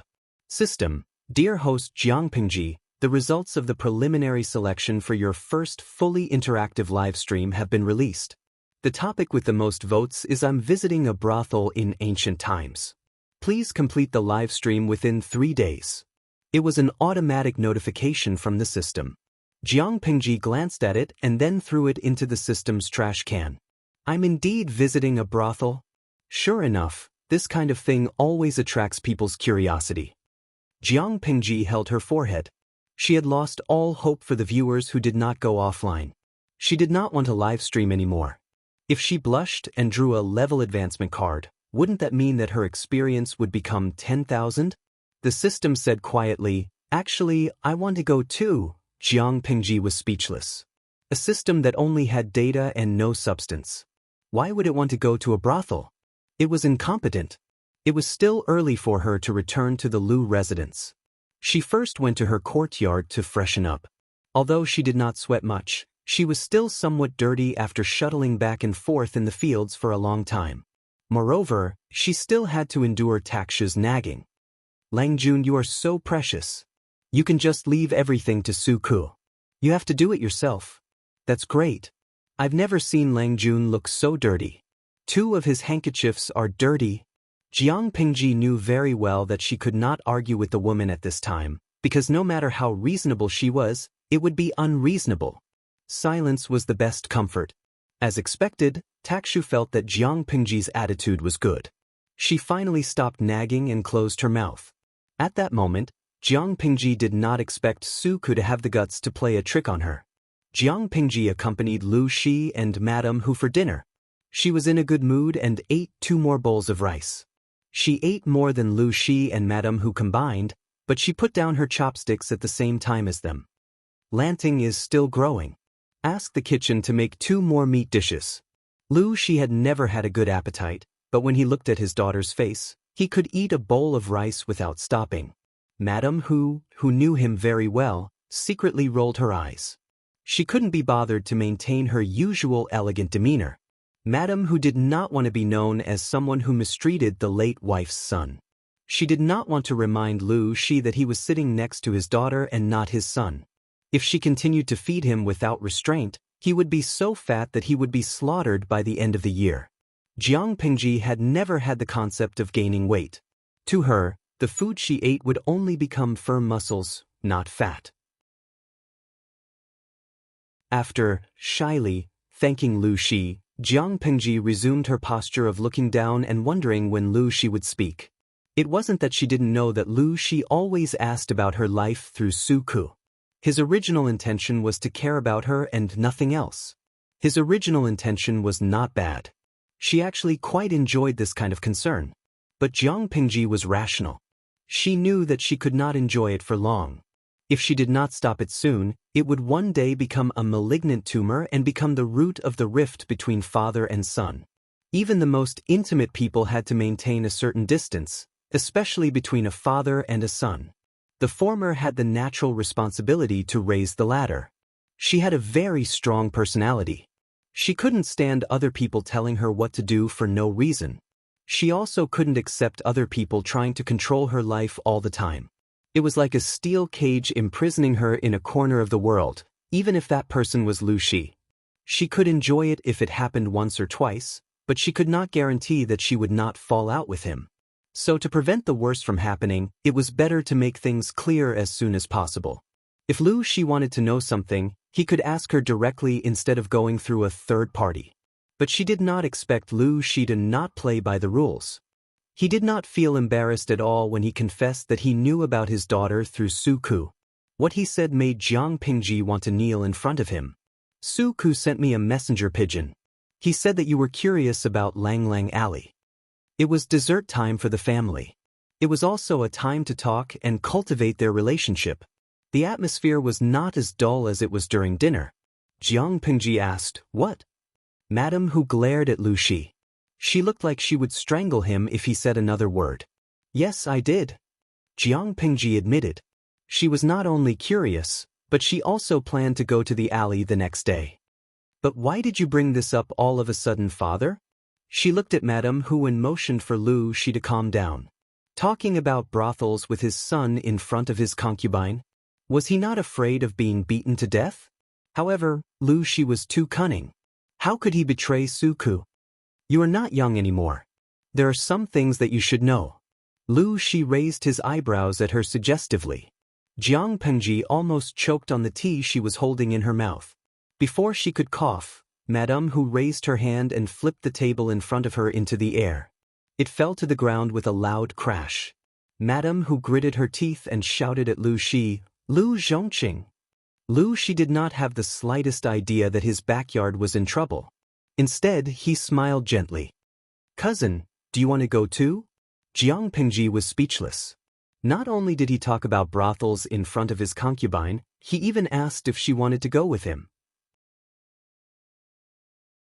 Jiang Pingji wanted to kneel in front of her. "Be careful," Sister Amin might come and strangle you to death tonight. You're really, Madam Hu's face turned red with anger. She was so angry, but she was still smiling calmly. He was not affected in the slightest. Madame Hu flung her sleeves angrily and strode out of the main courtyard. That's her temper. Don't be scared. She regained his gentle and serious look. It's normal for someone your age to be curious about that kind of place. Instead of waiting for you to go there quietly and run into something you can't handle, it's better for me to bring you there and broaden your horizons. Once you see it with your own eyes, you won't be curious anymore. Jiang Pingji was speechless. It was a good reason, but why did she feel that something was wrong? Father, you don't seem surprised at all. Jiang Pingji swore that it was not Xi's first time going to that kind of place. It was a lie to say that he loved Gu Min. I used to be your age. How could I not know? Shi was very open-minded. His eyes were clear and gentle. By the way, your mother was the one who encouraged me to go there for the first time. Jiang Pingji was speechless.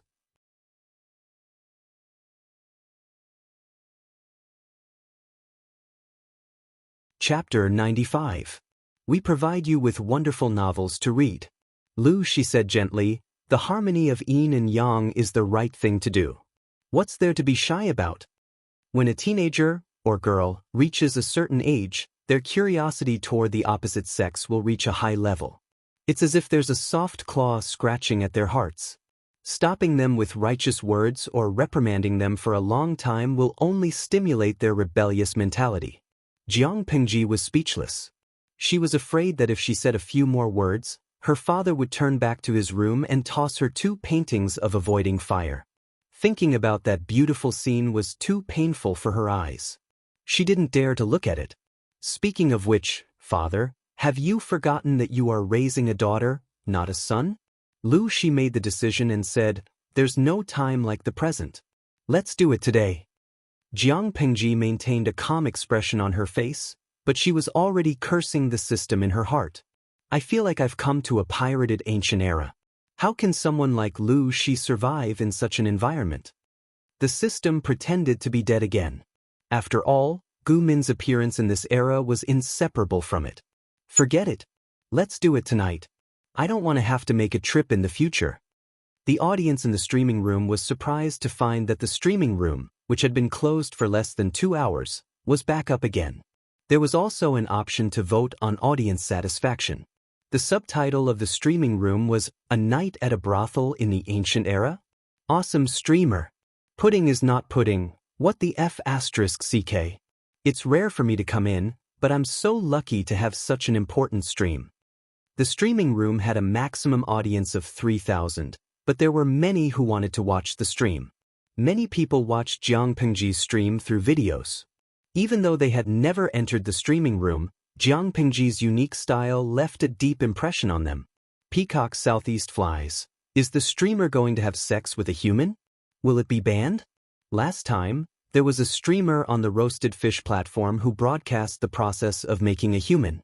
However, it wasn't long before it was banned by the management. In the end, she was even called over by the police for tea. Liang Feng Yoxing. Come on, the streamer's streaming room is amazing. I have a relative who works on the grilled fish platform. He told me that although the host's room number can be found, they don't have the data at all, so they can't block it. Chiyue Wubian. In other words, if the streamer really wants to put on a big show, we can also watch as much as we want? Dolly Buting. No way, the host looks like she's still underage. What's so good about her figure? She's just a frying pan. Now, previous user, if you keep talking like this, the host might go crazy and show you what it means to be sliced into 1,000 pieces. It's definitely bloody and violent. You might even wet your pants. The host was a woman. If she wanted to have sex, she would have gone to a small brothel, not a brothel. Daming Hao Nan. When it comes to sanitary napkins, you think of women's menstruation. When it comes to brothels, you think of men and women having sex. Is your brain filled with perverted trash? Could their thoughts be a little more pure? This was clearly a very serious and inspiring live broadcast room. Because of the sudden start of the live broadcast, Many old viewers were unable to squeeze in. 90% of the live broadcast room were unfamiliar faces, and the atmosphere became a little impetuous. Jiang Pengji took a look and her expression became colder and colder. There would always be people who did not learn their lesson. It was okay to joke, but it depended on who the person was joking with. If it was just a stranger, the joke would not be a joke. It would be vulgar and vulgar. Xian, am I the only one who noticed that the host's father is in the carriage? Excuse me? Many viewers were dumbfounded. What was going on? Langlang Alley was located on a street near the market in Hejian County. It was very far away from the Lu residence, Sanshu Street. Jiang Pengji used the fan to slightly open the curtain of the carriage. The sky outside had already turned dark, but both sides of the street were filled with red lights, which made the night look bright. A gust of wind mixed with many fragrances blew over, which made Jiang Pengji, whose 5 senses were very sensitive, suffer. This is Langlang Alley? It looks so lively. Unlike the other countries, Dongqing did not have a curfew. Therefore, every night, the streets nearby were insanely lively. Here, even the air was thick with a romantic atmosphere. It seemed to have become the best catalyst. However, for Jiang Pengji, the suffering was greater than the enjoyment. What's more, the woman she glanced at was not very good-looking. Bad review. Lu Shi sat up straight with a smile on his face. Of course not. Lu Shi explained, Langlang Alley was built at the beginning of the Xia dynasty. It has always been divided into 1 pavilion, 4 courtyards, and 12 palaces. It has been passed down since then, and it has lasted for hundreds of years. In the great Xia dynasty, many high-ranking officials and nobles are willing to spend a fortune just for a smile from a beauty in Langlang Alley. Even though it's a brothel, it's still a rare place of elegance. Those who aren't from prominent families can't enter. It sounds different from what I imagined. Jiang Pengji frowned. Lu Shi sneered and said disdainfully, What's the difference? Langlang Alley seems to have a high threshold, but it is just a way to raise one's value. They are indifferent to you because the value you offer them is not high enough, and what they can get is too little. It has nothing to do with other affairs. If it was still in the Xia dynasty, Langlang Alley would have been an extraordinary place. It was just a place of prostitution, but there were so many extraordinary women. But after the establishment of Dongqing, Langlang Alley became an ordinary place of prostitution. Many brothels opened along the street. That's what you see now. It is a place where ordinary men and women seek pleasure. It looks prosperous, but it is actually rotten.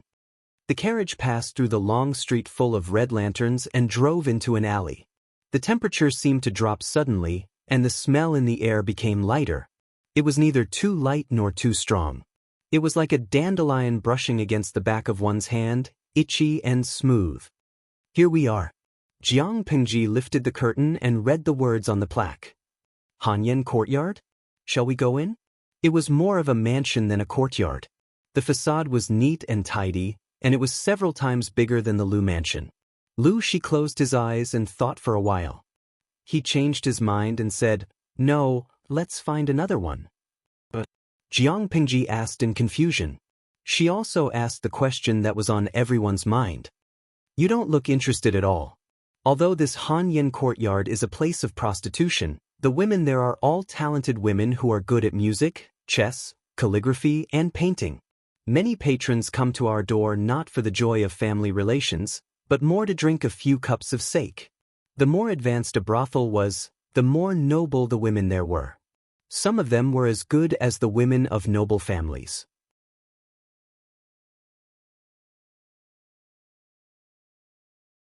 Chapter 96. Lu Shi paused and his expression turned strange. After a long time, he said, Your mother calls this behavior pretentious of a beast in human clothing. Love go, little to say, net w. Chumen who come to Langlang Alley to seek pleasure must come from well-off families and have many wives and concubines. However, they still like to come to this kind of place. Why do you think they do so? It's not because of the women's looks, but because of their talents. There were few literate women, and women who were well-read, talented, and considerate were even rarer. Those men didn't have a common language with their wives and concubines at home, and they couldn't talk for a long time. But when they came to Lang Lang Alley, they could find their soulmates and talk happily. It was more satisfying than having sex. It was hard for people who weren't of the same kind to understand. At first, she thought it made sense, but as soon as he expressed his opinion, Gu Min scolded him. "Mother, you're such a clever person. You're so insightful." Jiang Pingji agreed. Wasn't it pretentious of a beast in human clothing? If that's the case, Lang Lang Alley should be quiet. Why don't you go there, father? She looked down and said, "You like crowds. I don't think you'll find an atmosphere you like there." Jiang Pingji was speechless. Pudding is not pudding. No one knows a daughter better than her father. "Father, let me give you a like." Xian, wow, the host's father is still so cute. It feels super harmonious when father and daughter get along. Especially when the host's father teases the host seriously. I can feel the host's powerlessness in the bullet screen. Chow Zhao Mu Mu, the host has met her nemesis. Now, I bet on a spicy stick that the host's inner bullet screen is full of sh*t. She picked a brothel with a large area and a lot of customers. The name was very tacky, Incheon Brothel. Even though she had left Hejian County for many years and no one remembered his face, his elegance coupled with his exquisite silk cloak made him stand out in the crowd. He was the kind that could be found in a sea of people at a glance. The brothel keeper's eyes lit up, and she welcomed her enthusiastically. Jiang Pingji could not help but think of the woman broker she saw in the broker house that day. "Guests, please come in." The brothel keeper waved her fragrant handkerchief. She furrowed his brows and took a step back to avoid the brothel keeper's hand. "Find the prettiest woman here to serve me. I want a private room, and don't be too noisy." She's expression remained cold and indifferent. He wasn't as frivolous or joyful as other men who were looking for pleasure. The madam was puzzled, but she had been in the brothel for many years. She had good judgment. The man in front of her was obviously not here to have fun. Thus, the madam lowered her head slightly and silently met Jiang Pingji's gaze. So he was the one who was looking for pleasure. The madam instantly knew the truth. Her heavily made-up face bloomed like a flower. "Don't worry, sir. In this area, everyone knows that the girls in our Incheon house are the best. I guarantee you will enjoy yourself to the fullest." After saying that, the madam turned around and called for a skinny girl in green to lead the two to a private room. The madam looked to be in her early 30s. In the eyes of the people of this era, she was already middle-aged. However, the charm that she exuded was not something that young ladies could imitate. Her charm was still there, so Jiang Pingji watched her leave. She looked down and asked Jiang Pingji what was wrong with his eyes.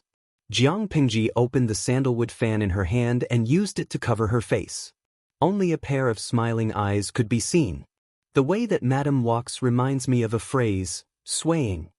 The corner of Shi's mouth twitched. He made an "oh" sound as if he had nothing left to live for. Why did he feel that something was not right? "Please follow me, Lang Jun." The girl in green was still young. She looked to be no more than 10 years old. However, after living in such a place for a long time, she had developed an extraordinary eye for people. Whether it was the way she spoke or the way she bowed, she looked very proper. Jiang Pingji furrowed her brows and suppressed her 5 senses. Only then did she feel better. The private room was not small. When the girl in green opened the door, the elegant attire that came into view was refreshing. A private room, a private room. It lives up to the word, elegant. Go get someone to prepare a table of light vegetarian dishes and bring 2 pots of sake over. Jiang Pingji looked around and then sat down at the 4-corner table in the middle of the private room. She leaned against the table and seemed to be enjoying herself. "By the way, do you have any girls who sing for fun?" "Pudding is not pudding. I'll bet a spicy stick that the streamer is a veteran. Didn't you see the look of despair on her father's face?" The livestream audience member said what she was thinking. He was a little nervous when he saw that his daughter was familiar with the place and did not seem to have any stage fright at all. Could it be that before he came back, his daughter was already a regular customer here? She could be considered calm, but he could no longer remain calm. Jiang Pingji could read the voice in Lu Shi's mind. She raised her hand, flipped the teacup on the table, and poured herself a cup. "Father, don't overthink it. It's my first time here." Lu Shi was speechless. She was trying to cover it up. Before the father and daughter could further discuss the issue, the figure who was kneeling outside the door bowed slightly. "Leng Jun, the girls are here." Jiang Pingji said boldly, "Come in." Then, the door opened and two girls, about 16 or 17 years old, came in. The material of their clothes was comparable to that of a normal girl from a wealthy family. Behind them were four girls who were holding musical instruments and had their hair combed into a girl's bun. The former sat next to Jiang Pingji and Lu Shi. One was delicate and the other was bright and beautiful. The latter sat quietly in the corner of the private room. "Host V, do you want to sing?" In a split second, the screen was filled with all kinds of song titles that were obviously not serious at a glance. Jiang Pingji saw one of them and turned to the four girls. "Do you know how to sing 18 Moons?" Even Lu Shi could not maintain his elegant demeanor at that moment. He spat out half a mouthful of tea that he had not yet swallowed. The girls who were singing looked at each other, and their cheeks turned red. Although it was a place to seek pleasure and nothing was too excessive, it was rare to see someone as upright as Jiang Pingji and Lu Shi. Jiang Pingji was still young, but Lu Shi, who was beside her, was at the age where a man's charm was at its peak. There was an indescribable sense of shame in singing that kind of flirtatious song in front of such an immortal-like person. "Go and serve her. I don't need anyone else here." Lu Shi quickly recovered and slightly tidied up his messy appearance. He did not look too good. Once again, he firmly believed that it was not his daughter's first time here.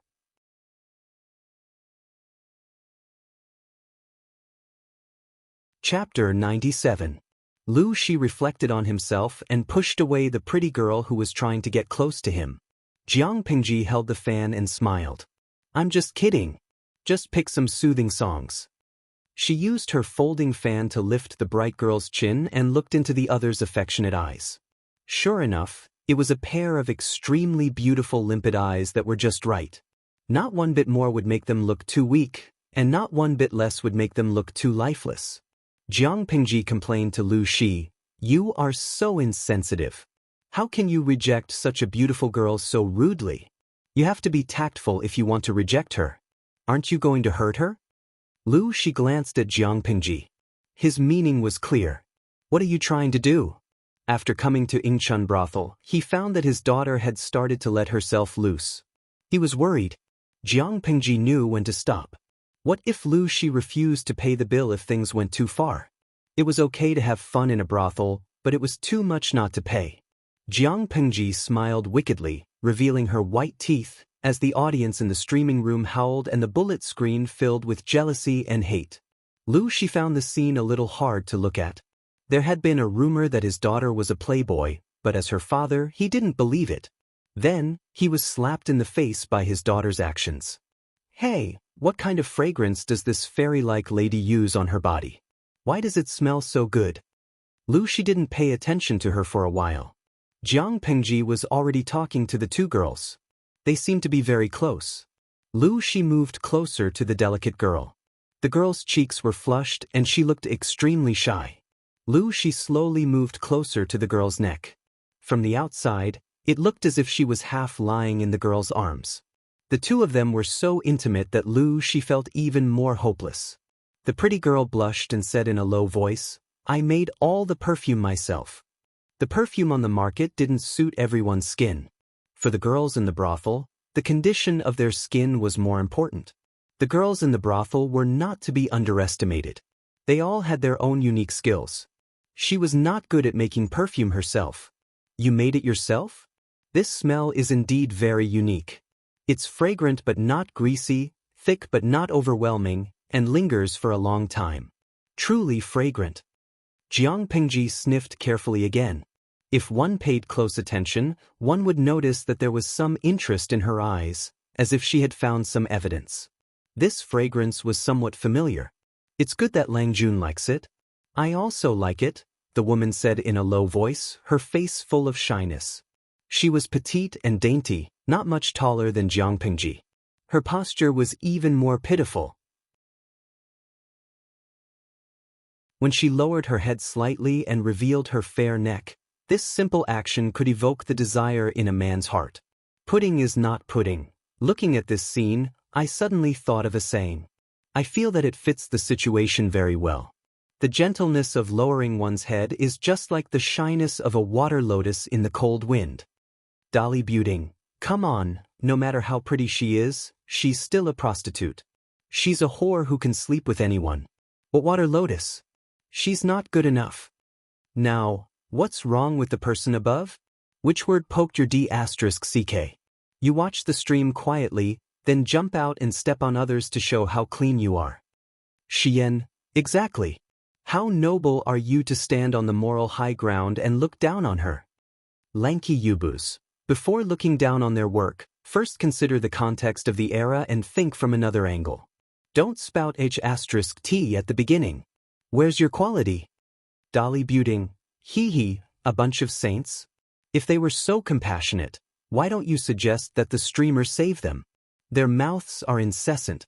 To put it bluntly, it's easier said than done. They're just whores. What did I say wrong? They're whores that make money when they open their legs. This streamer is also a horse. Jiang Pengji looked at the sudden chaos in the streaming room and frowned. The flames of war had spread to her. Chiyue Wubian. Whores are heartless and entertainers are unjust. I really don't know what's the use of arguing about this. The streamer didn't even say anything. If she didn't control it, the streaming room would become a slaughterhouse. Although Jiang Pengji could ignore the comments, she had a certain understanding of the audience. Once their emotions were extreme, they could say anything disgusting. It was annoying to watch. Streamer V. From the perspective of employment, they're also women in the workplace. They have a job to support themselves. It's just that the job doesn't look good to you. Moreover, it's difficult to survive in today's world. There are countless cases of people selling their children and exchanging their children for food. Although they're despised by others, the quality of their lives is very decent. I don't think others have any right to despise them. I can only say that everyone has their own way of living. It's okay to disagree, but please respect them. Sometimes, Jiang Pengji couldn't understand the thoughts of ancient and modern humans such as now. In her era, this profession had been legal for thousands of years. It even had its own complete industry chain.